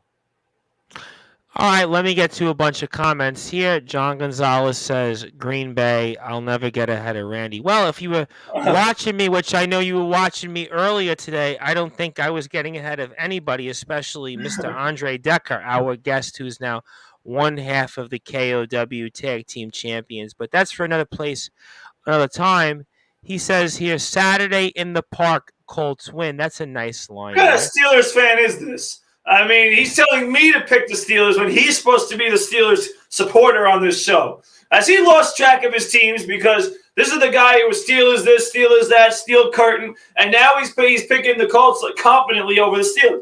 What has happened to this guy? I'm not going to defend John Gonzalez, but he's probably looking at it and he's saying, well, I'm in first place, and he wants to make sure because he knows Brad is picking the Colts, and it's a numbers game. So if you pick the same as Brad, at the very least, you can maintain your leads. I think that's maybe what this is about. This is basically playing the numbers game over the brute force Brad Weiss. That's the way I interpret it, but you can certainly say what he might want to say and pick the Steelers, Brute, but obviously you're not picking them. Ron Laird says Colts in a close game, but still not exciting. Make it up with Pittsburgh, Brute. Pick the Steelers. Randy's rocking the old Washington Capitals shirt. We're talking the old Washington, which we'll get to them in a few seconds here, but I am picking the Brute Force. You could take a guess. Who am I picking the Brute Force? You're picking the Steelers, Tom Rice. I am picking the Steelers, but for good reason, because I do think what I saw last week when I was going, at least on the radio version of it, the Steelers moved the ball against the Bengals. Kenny Pickett's starting to show you a little bit of signs, and I kind of think here, Monday night on the road, Steelers themselves, last couple of weeks have played a little bit better. I think Steelers can find a way here, 24-21. Something like that. I kind of feel like Steelers win here. And I think somebody made the point, I think it was Justin, rare losing season from the Steelers. I think the last time the Steelers had a losing season, I believe, was 2003. So we're going way back in the time machine. So we're talking basically 20 years here. And John Gonzalez says, I've solidified last place. Well, John, at least I'm a place in something, right? Somebody has to take last place. I mean, who was the Mets pitcher that used to lose all the games? Was it Steve Traxel, the human rain delay? He used to lose as many games as he humanly could. But you know what? What was the old adage? You went out there, you still had to pitch those games. So at the end of the day, somebody had to go out there. But am I in last place to Brute Force? I mean, where am I on the standing? No, he's trying to say that you're going to come in last place for the week. Well, you're not in last place. Oh, I was going to say, well, that could be so. Maybe I'll be in last place this week. And Ron Laird says, just watch the fun game. Florida State 45, Florida 38. So would that mean then Florida is 6-6 and FSU now goes to 8-4? Is that how I read that correctly? Is that how I read that? So because I think Florida lost last week, and then Florida loses here, and Florida State I think picks up another win. So correct me on that. I also was watching FSU's 8-3. All right, that was all right. So I was right pretty much on the 8 wins, and then also was watching Ron for you another game you probably caught. I watched Arkansas and Missouri, which I thought was a fun game. It was a 29-27 Missouri, and Missouri becomes bowl eligible. Arkansas is bowl eligible already, so that was a fun matchup. And then there'll be some more games as well. Although I was really into U.S. and England today, I have to say. And Anthony Finkel gives the O Randy. So, Randy Dillon, how are you tonight? I'm good, fellas. How are you guys doing? Happy American Thanksgiving to you all. Absolutely, and certainly, you got to turn me down there. Randy. I'm sorry. I'm coming in on echoing. Oh, I'm sorry. Is that better? We're gonna find out. I'm still. Something on you. Oh, that's so strange. Okay, let me try something here. Give me a quick second. Well, ladies and gentlemen, boy, that was certainly fun. So you know what? We're going to pick the last game because I don't have any patience for technical difficulties right now. Not when I did 1 hour in the UK. Sorry, Randy. So you know what, the Brute Force? We're going to go to the last game, which we saved. I don't think it's the best game for last. I can't say it's the biggest game for last. And we're talking about the New York Jets and the Chicago Bears. And you want to talk about anything else you want to say about this matchup, the Brute Force? Certainly, I'm sure you're going to have a lot, but Vegas still respects the Bears here, or maybe not so much, but the Jets are 6-point favorites, and 38.5 is the over-under. And, the Brute Force, what's your thoughts? Because I'm sure a lot of people are going to want to hear them, and give me your thoughts, and maybe if you want to go totally off the board here in an upset special. So I'm not going to do that. I am going to say that the Jets are going to hold their own this game and find a way to win. I will confidently say that I'm going to take the Bears with the spread. I think this is going to be a close game. I don't think the Jets are going to win by more than a touchdown.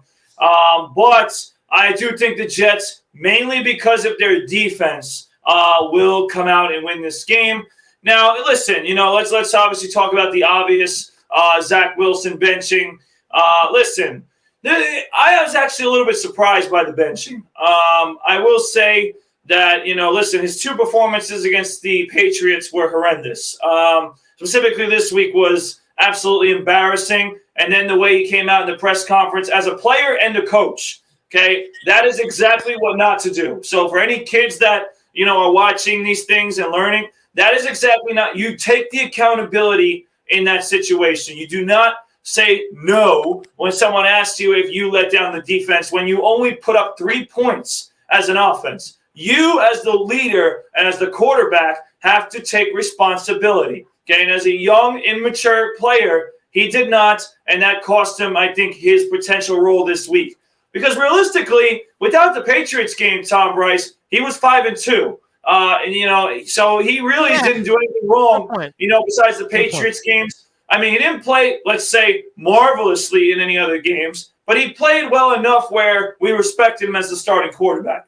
That is why I thought that benching him before the Chicago Bears game, I wasn't sure about that. I thought maybe give him the chance to show you whether he could bounce back in the first half of the game against the Bears. And if he didn't show you that, then bench him. Okay, but again, I don't disagree with the decision because, one, obviously about the press conference, I understand why you do that. Okay, and two, there was a rumor that he was late for a meeting. So if he's late for meetings and he's not responsible at the press conferences, okay. If you're late at this level, I got to be honest with you, the brute force. You played at a high level. I speak to professional wrestlers who are at a high level. Yeah. You got to be out the door. Especially at this point, this is a joke. That's embarrassing. I'm sorry. It is embarrassing. So, listen, Zach Wilson did not help his case with his performance. He did not help his case with his mouth. He did not help his case with his actions. And he lost a little bit of the locker room. And, listen, it is a statement, too, that not only is he not starting, but he's not even going to be active. He's actually the third quarterback on the depth chart and not even going to be active. So the Jets are making a big statement to him. Basically, all these things are unacceptable. They're trying to make that clear. I don't think they're giving up on him. But I do think that Mike White, according to what we've heard, he's played fine in practice. We've seen him have some good spurts. I don't mind Mike White getting the chance. I think, getting the chance, giving him the opportunity against a Bears team. The only thing that worries me is the situation, Tom. This is actually a big game for the Jets. They need to win this game to stay in this hunt. It's, a Bears team that hasn't played great but is playing better under Justin Fields. So it's not going to be easy. But with that being said, I understand the Jets' decision. Mike White hopefully has a good enough game. But I'm basically taking the Jets because of their defense. I mean, their defense was absolutely defense was fine last weekend. Oh, my God. The Jets' defense has been unbelievable. I mean, holding that football team, considering that Mac Jones was 22 for 26, and you still hold him to 3 points. I mean, that's just really good defense, and it's not the special teams' fault that the offense couldn't score all game, and then all of a sudden they let up a touchdown at the end of the game. You can't score 3 points and expect to win a game. It's just not feasible in football. And, even if they didn't run it back, there was a good chance that in overtime they were probably going to lose anyway. So you got to score more than 3 points, and that's why Zach Wilson's on the bench. But in the end, the defense will do enough, Tom, and the Jets will win this week. I agree with you 1,000% on all that. Randy, we'll get back to you after this because you had technical difficulties, and I want to get the last game in here. But, Justin, obviously, your name says it all here. Mike White and this Jets team, certainly Zach Wilson picked a really interesting time to come across the way he has, but the Jets really do need this game, and certainly the Bears have played a little bit better than their record indicates the last month. I don't think this is going to be an easy game, but I'm not going to tip my hand yet on who I'm picking, nor everybody else. I'll tip their hands just yet, but what do you have to say here as the Jets are 6-point favorites and 38.5 is the over-under? Listen, I've been waiting all night to talk about this, and Yep. this is something that's been building. I don't think that this benching of Zach Wilson is solely based on just the poor performance against New England or the poor handling of the press conference. Clearly, there's an issue in the locker room, and there was a quote from a Bears reporter where he spoke to cornerback Lamar Jackson, who was in the Jets locker room last year, and clearly there was not that respect of Zach Wilson that these guys have for Mike White. And the fact that they respect the backup quarterback more than they respect the starting quarterback, the supposed leader of the team, I think speaks volumes.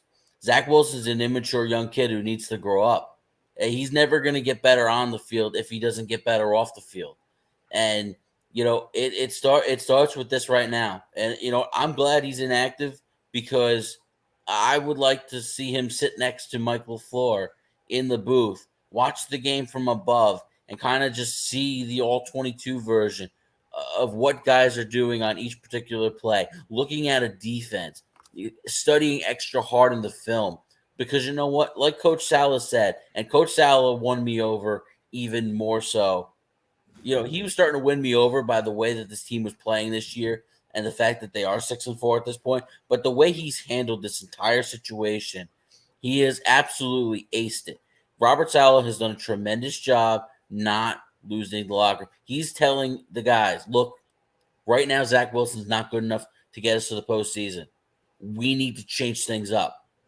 And you saw the way the guys went crazy for Mike White last year when he had that monster game against the Cincinnati Bengals and the way he carried himself on that first drive against Indianapolis. Sure, when he came back and played against Buffalo, things didn't go so well. He threw 4 interceptions and things kind of snowballed on him.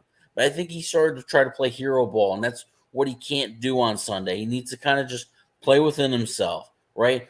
He was great at finding the running backs. Be good at finding Michael Carter. Use your tight ends with Uzama and Tyler Conklin, right?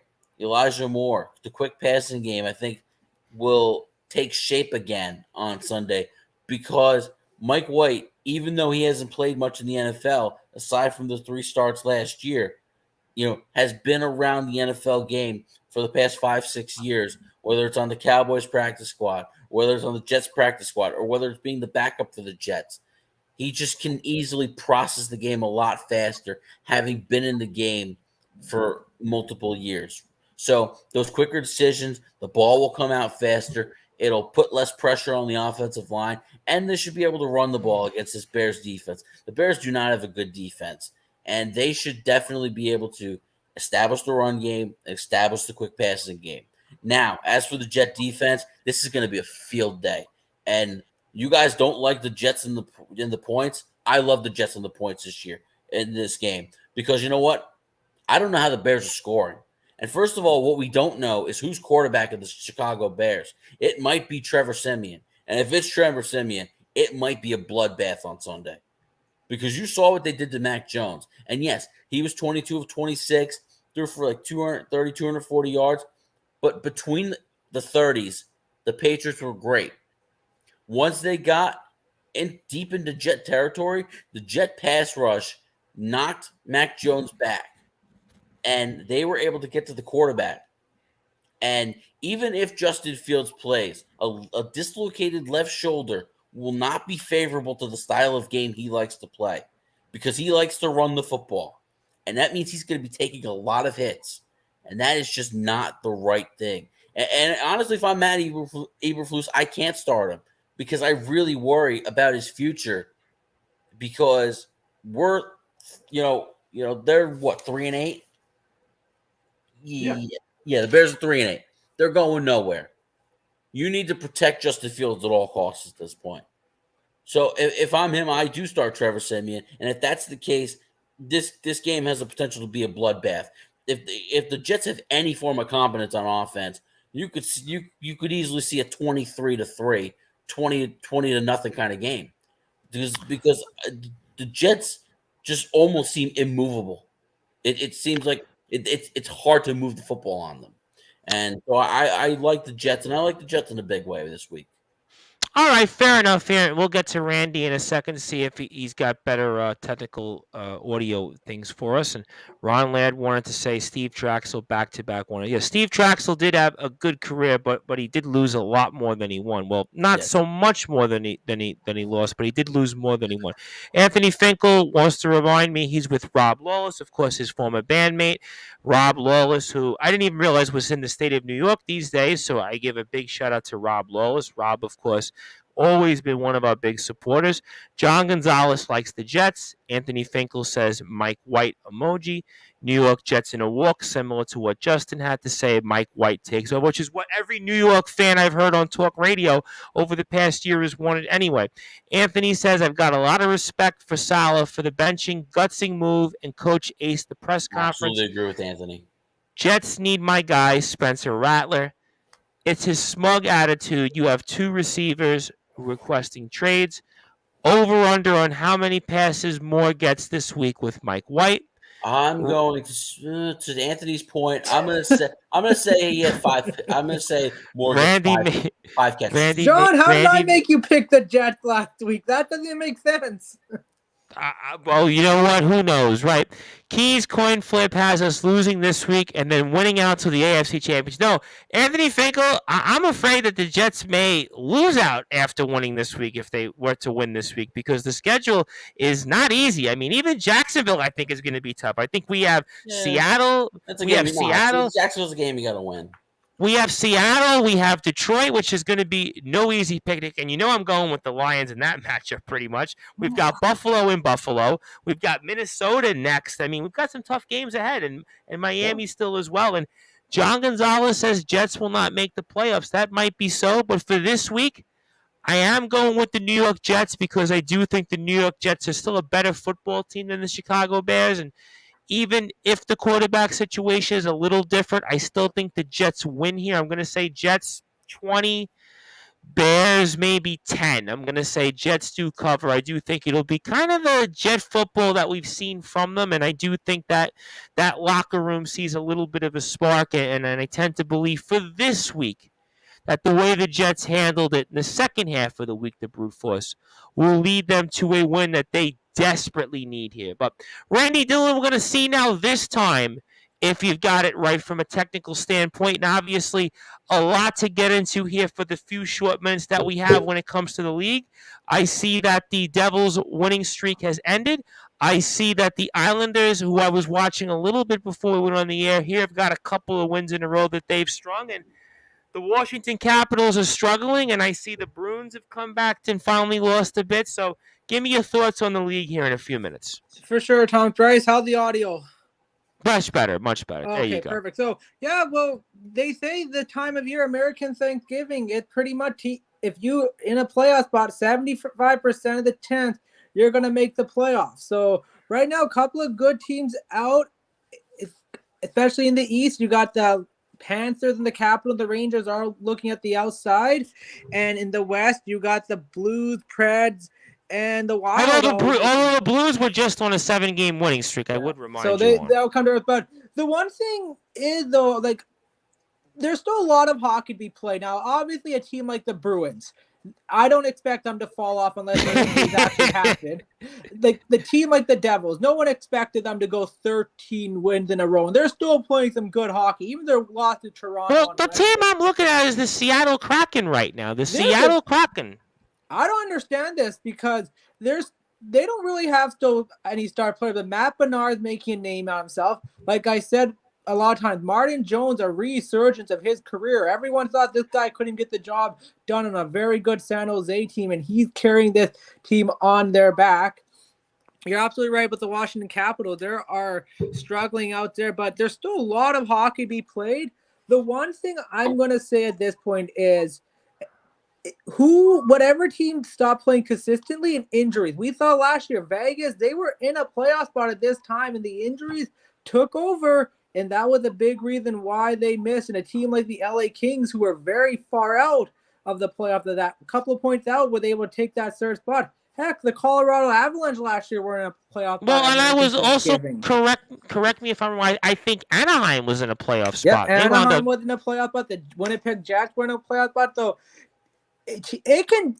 So just because you're on a spot on American Thanksgiving, it doesn't guarantee you a spot. It's going to be how teams can play. Like for a team like the Devils, I just recorded an episode with Neil Villapiano, and we said if the injuries pile up for this team, Justin, can speak to it. With the injuries have been tough, especially to a guy like Jack Hughes, where this year his health, he's looked to be healthy and he's really bringing it to this team. If the goaltending last year with their Achilles heels, where they had to go their fifth string goalie. So if injuries, and you look at the Islanders, like how many games they lost last year to COVID the first few months where they had and listen, they started pretty much. I think it was over 5 weeks before they didn't go and play a home game. I mean, that was a bizarre schedule to say the least. And whereas this year they've played a more normal schedule and they've been able to win some games and they played very strongly at home. Whereas last year they kind of struggled a little bit at home, and they're able to get a couple of wins they've strung on the road. Now, obviously, winning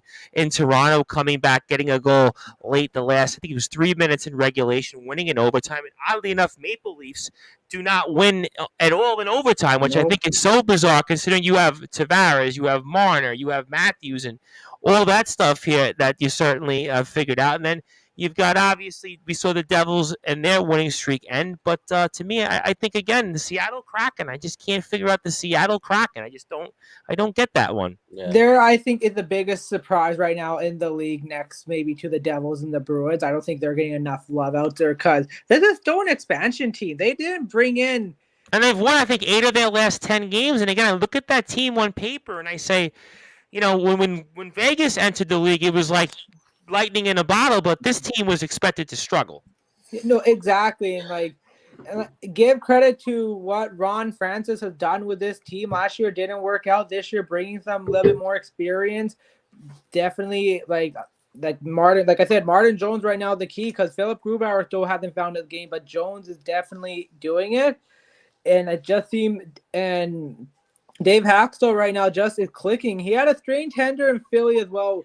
Dave Haxtell. He had a good year and a bad year. So I guess he's transitioning over to Seattle, where last year they had an awful year. And this year they're just finding ways that worth clicking. And speaking about West, and we got to see them with the Islanders, and that's the Edmonton Oilers, despite all the firepower with McDavid and Draisaitl, they're kind of where they were last year. Because remember, last year they got off to a slow start as well and wound up changing coaches. And I don't know if you can do that again, but the Oilers are off to a slow start and kind of where everybody mired is right now in the Western Conference. You have a number of teams. St. Louis I had mentioned, also Calgary we mentioned last week, but they're kind of all bunched up and everybody's got up to a slow start in the West pretty much. Well right now, Thomas Bryce, Calgary has at 21 points, and Edmonton, St. Louis, Nashville, Minnesota, all at 20 points. Yep. And then you got Arizona at 17 points as well, where last year this team, how long it took them to get. And they're on a long road trip, by the way. So they're on a very long road trip. So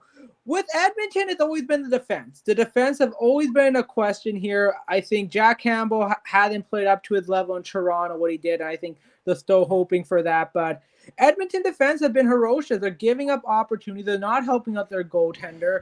And these are high-quality chances. I think the game against the Islanders, that shorthanded goal Pajot scored, Tyson Barrie cannot let Pajot just slip by him. And Pajot scores, if I'm not mistaken, a shorthanded and a power play goal, all in the same stretch. I mean, which almost never happens. It never happens for the Islanders, and it almost never happens altogether. Which such a bizarre game that was. A very, very bizarre game. And then, so it's like right now the Oilers, they have the scoring power, but right now it's going to be how can they keep the puck on the net? It's kind of ironic. Like last season was the same point. With Duncan Keith, the odd man out this year. Last year, the jokes were made on him, but maybe he was the calming factor on that blue line. Well, sometimes you have veteran leadership. Sometimes that kind of helps a team. And like I said, the Oilers last year got off to the slow start, got red hot in January and February, and got into the postseason in that Atlantic Division. Before we move on here, Randy, everybody there is just over 500 and winning. You got Montreal's improved, and Tampa Bay is kind of right in the mix. I got to give a shout out to my good friend Jimmy DiGiacomo, who I ran into the other day, and he wanted me to at least give a mention to the Tampa Bay Lightning. And Detroit have also been a bit of a surprise as well right now. The Atlantic is a good division, but I think it's going to be whatever team gets on a slow rug.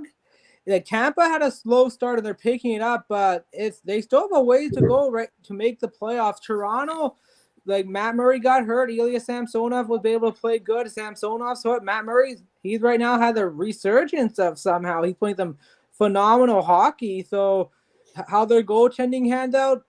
So Florida, the Panthers, they've been up and down as well. So for the Atlantic, because you ain't catching the Bruins unless the Bruins somehow just sink.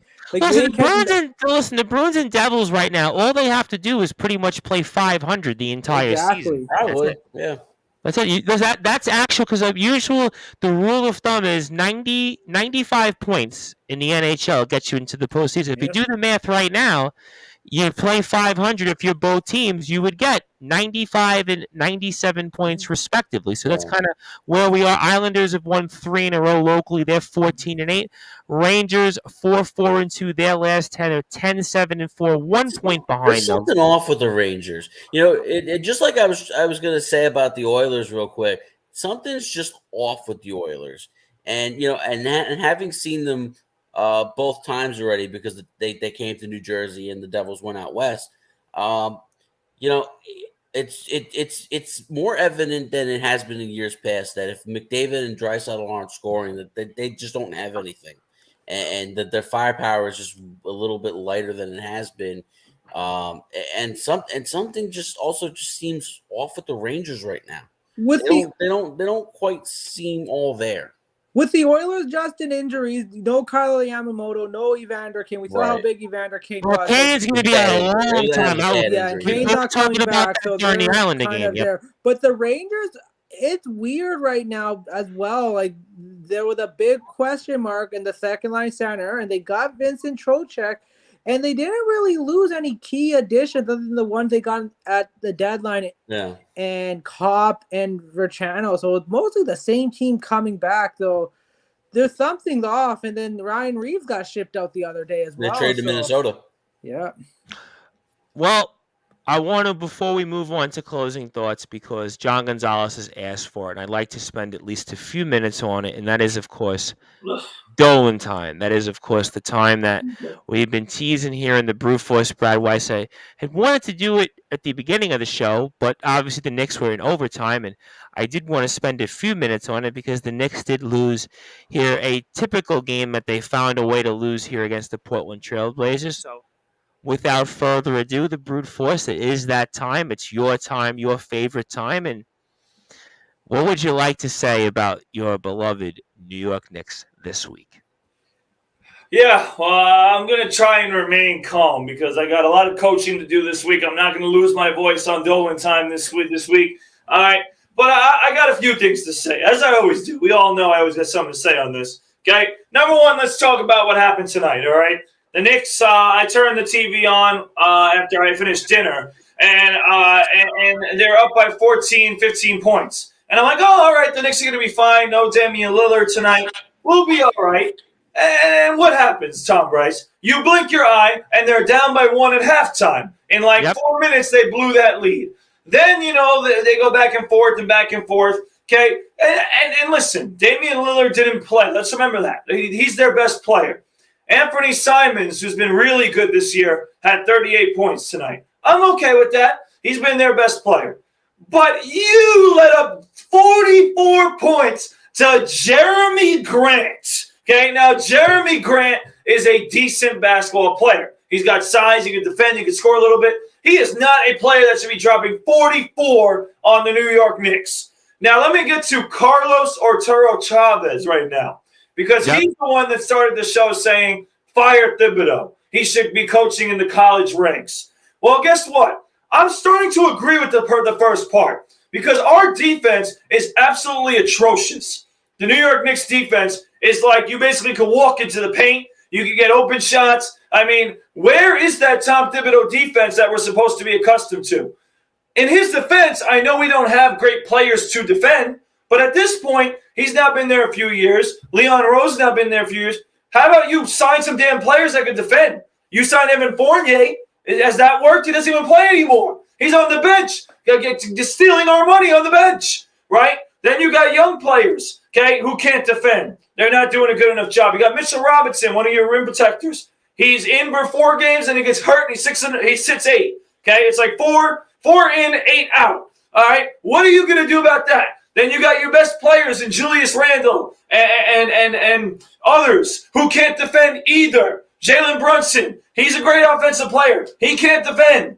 Okay, so this is an issue. Okay, but at the same time, Tom Thibodeau, the defensive wizard, the defensive mind. Okay, and this team is letting up astonishing numbers to teams, and they're letting up big numbers not only to teams, right, that are decent, okay, but they're letting up big numbers to teams that are not even supposed to be good, Tom Bryce, that are supposed to be lesser than the Knicks. They almost let up 150 points to the OKC Thunder 2 weeks ago. We talked about that last week on the show. Yeah.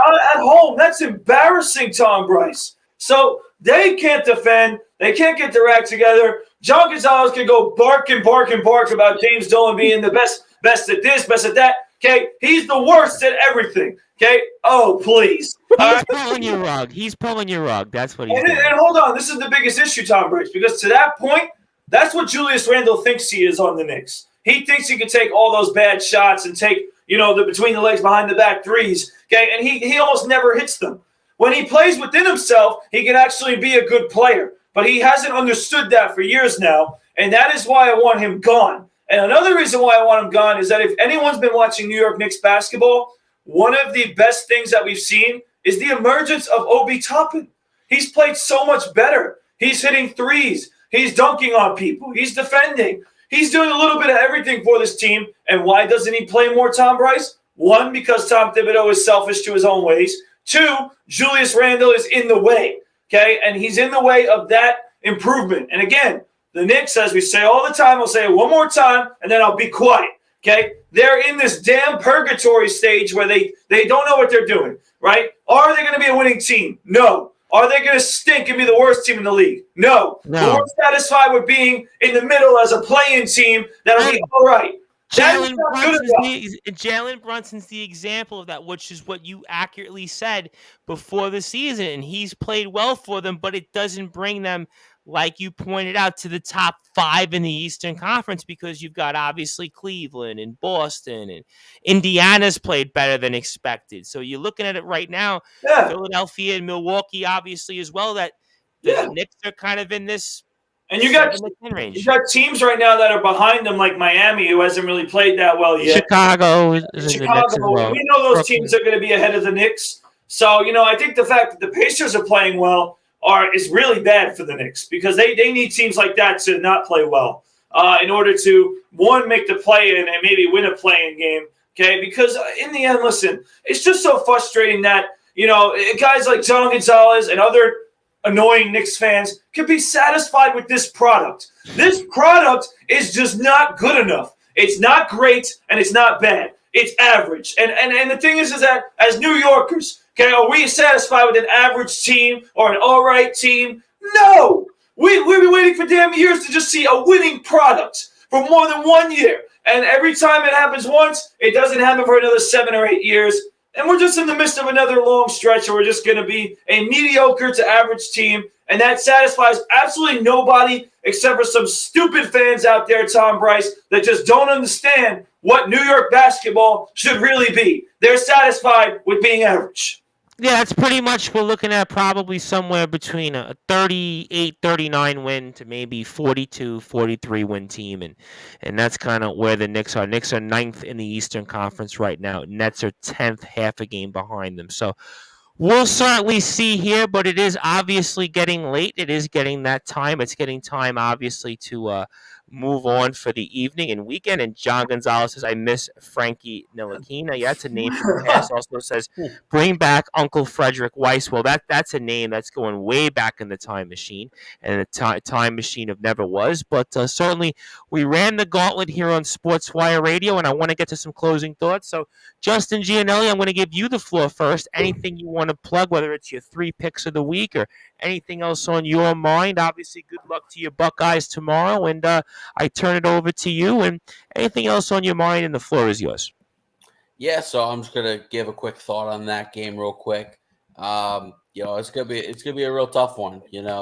Obviously, coming off of last year's loss, obviously Ohio State is motivated to get back in the win column against Michigan, but it's going to be tough. I mean, for good reason. Michigan's one of the best teams in the country.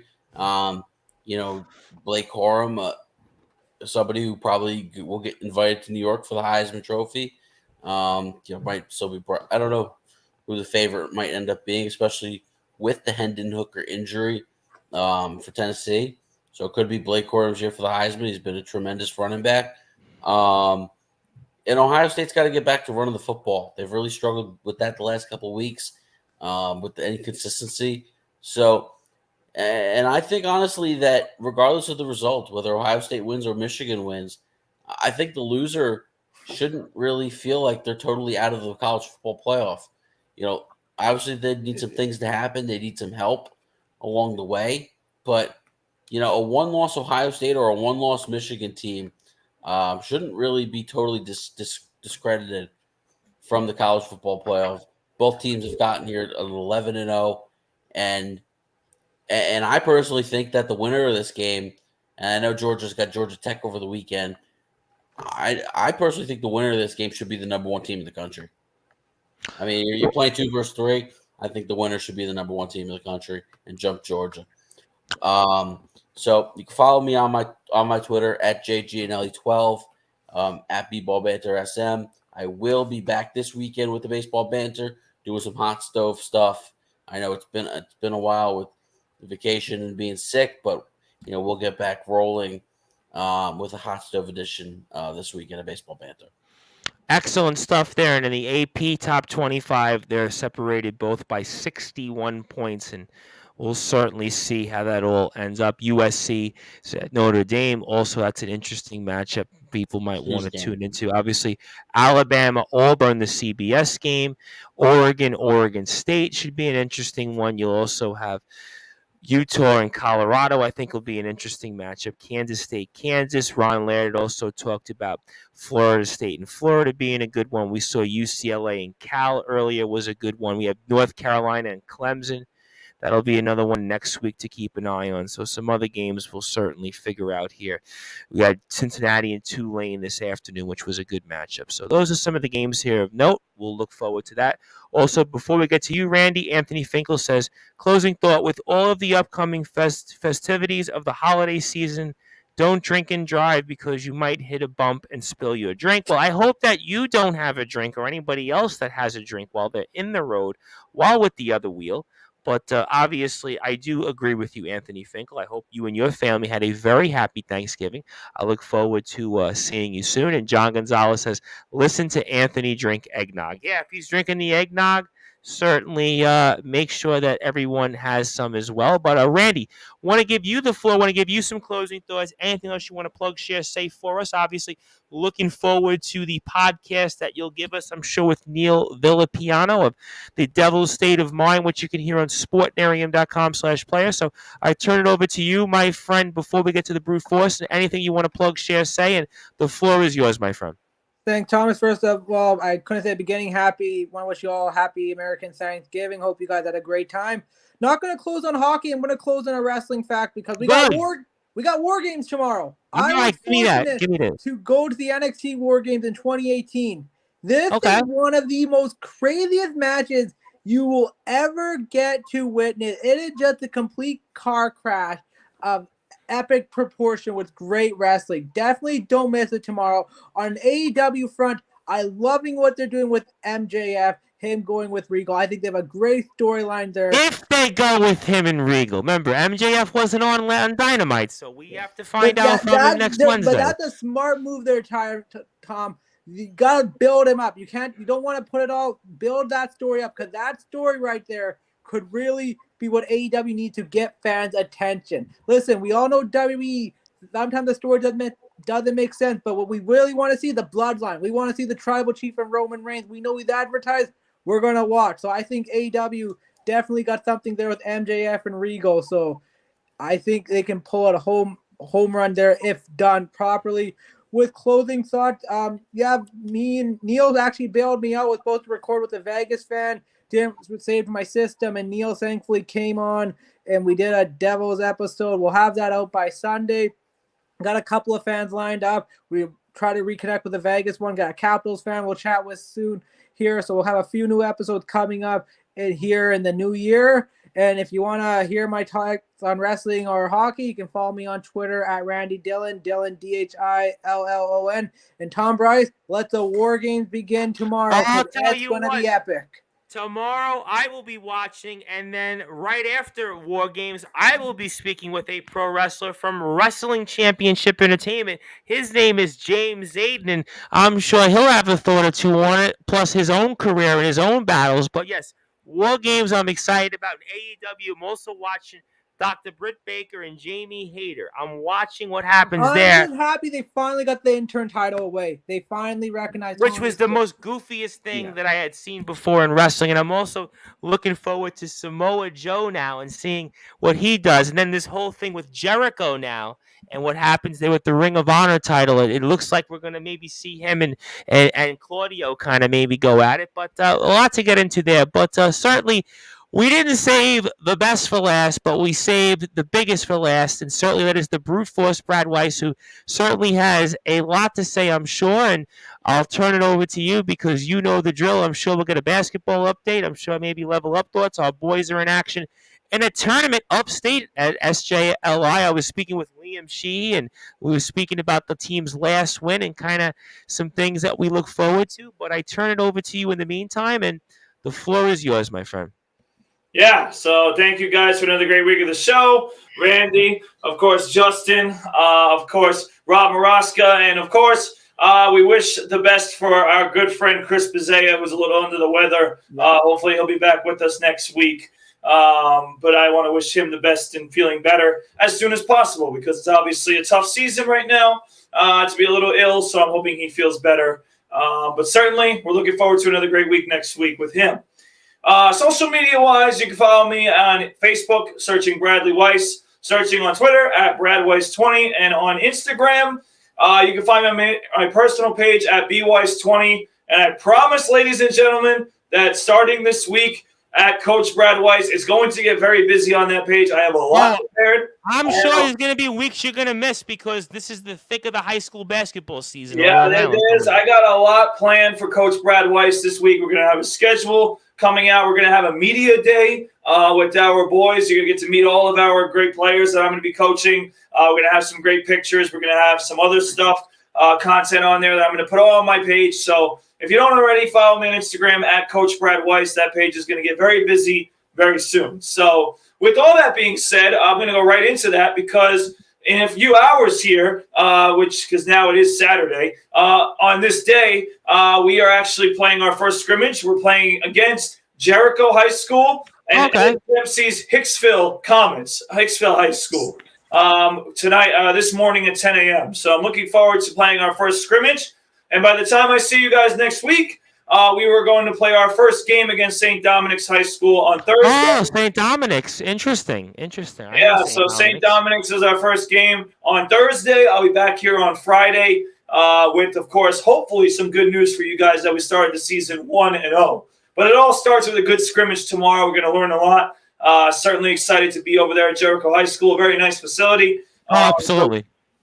So we're looking forward to that. When it comes to Level Up, I am wearing it today. That's because today we had a Black Friday camp. We had a great turnout for that. So I want to give a shout out, of course, to Jesse Winter, who's running the camp, obviously runs our program. Soon enough, we'll get on this show if my damn schedule can accommodate it, but we're going to make it happen. So you can follow our great program at levelup_LI. We're doing big things. My teams are going to be in action as well soon enough. As next week, Tom Bryce, by the time we're talking, it's going to be December. So December marks really the start of the high school basketball season, the Level Up winter season. So there's a lot going on, and I'm really excited for that. But it is definitely keeping me busy, that's for sure. The next thing I want to quickly get to is those Golden Eagles. I wish them nothing but the best of luck this week in their tournament. Obviously, a tough start at 1-2, but at the same time, it's not 0-3. And with the new coaching staff, we are still learning the system. We are still learning the expectations of the new coach. So I feel good about them going to this tournament and competing. Hopefully they could come out of there with 2 wins or how many games they're playing. I believe they're playing 2. So hopefully 2 Yeah, wins. it's Saturday's 2:00. Sunday, it's to be announced depending on Right, when we depending on win. how they do. So hopefully they can get out of there in 2 wins, which will help their confidence and definitely propel them in the right direction.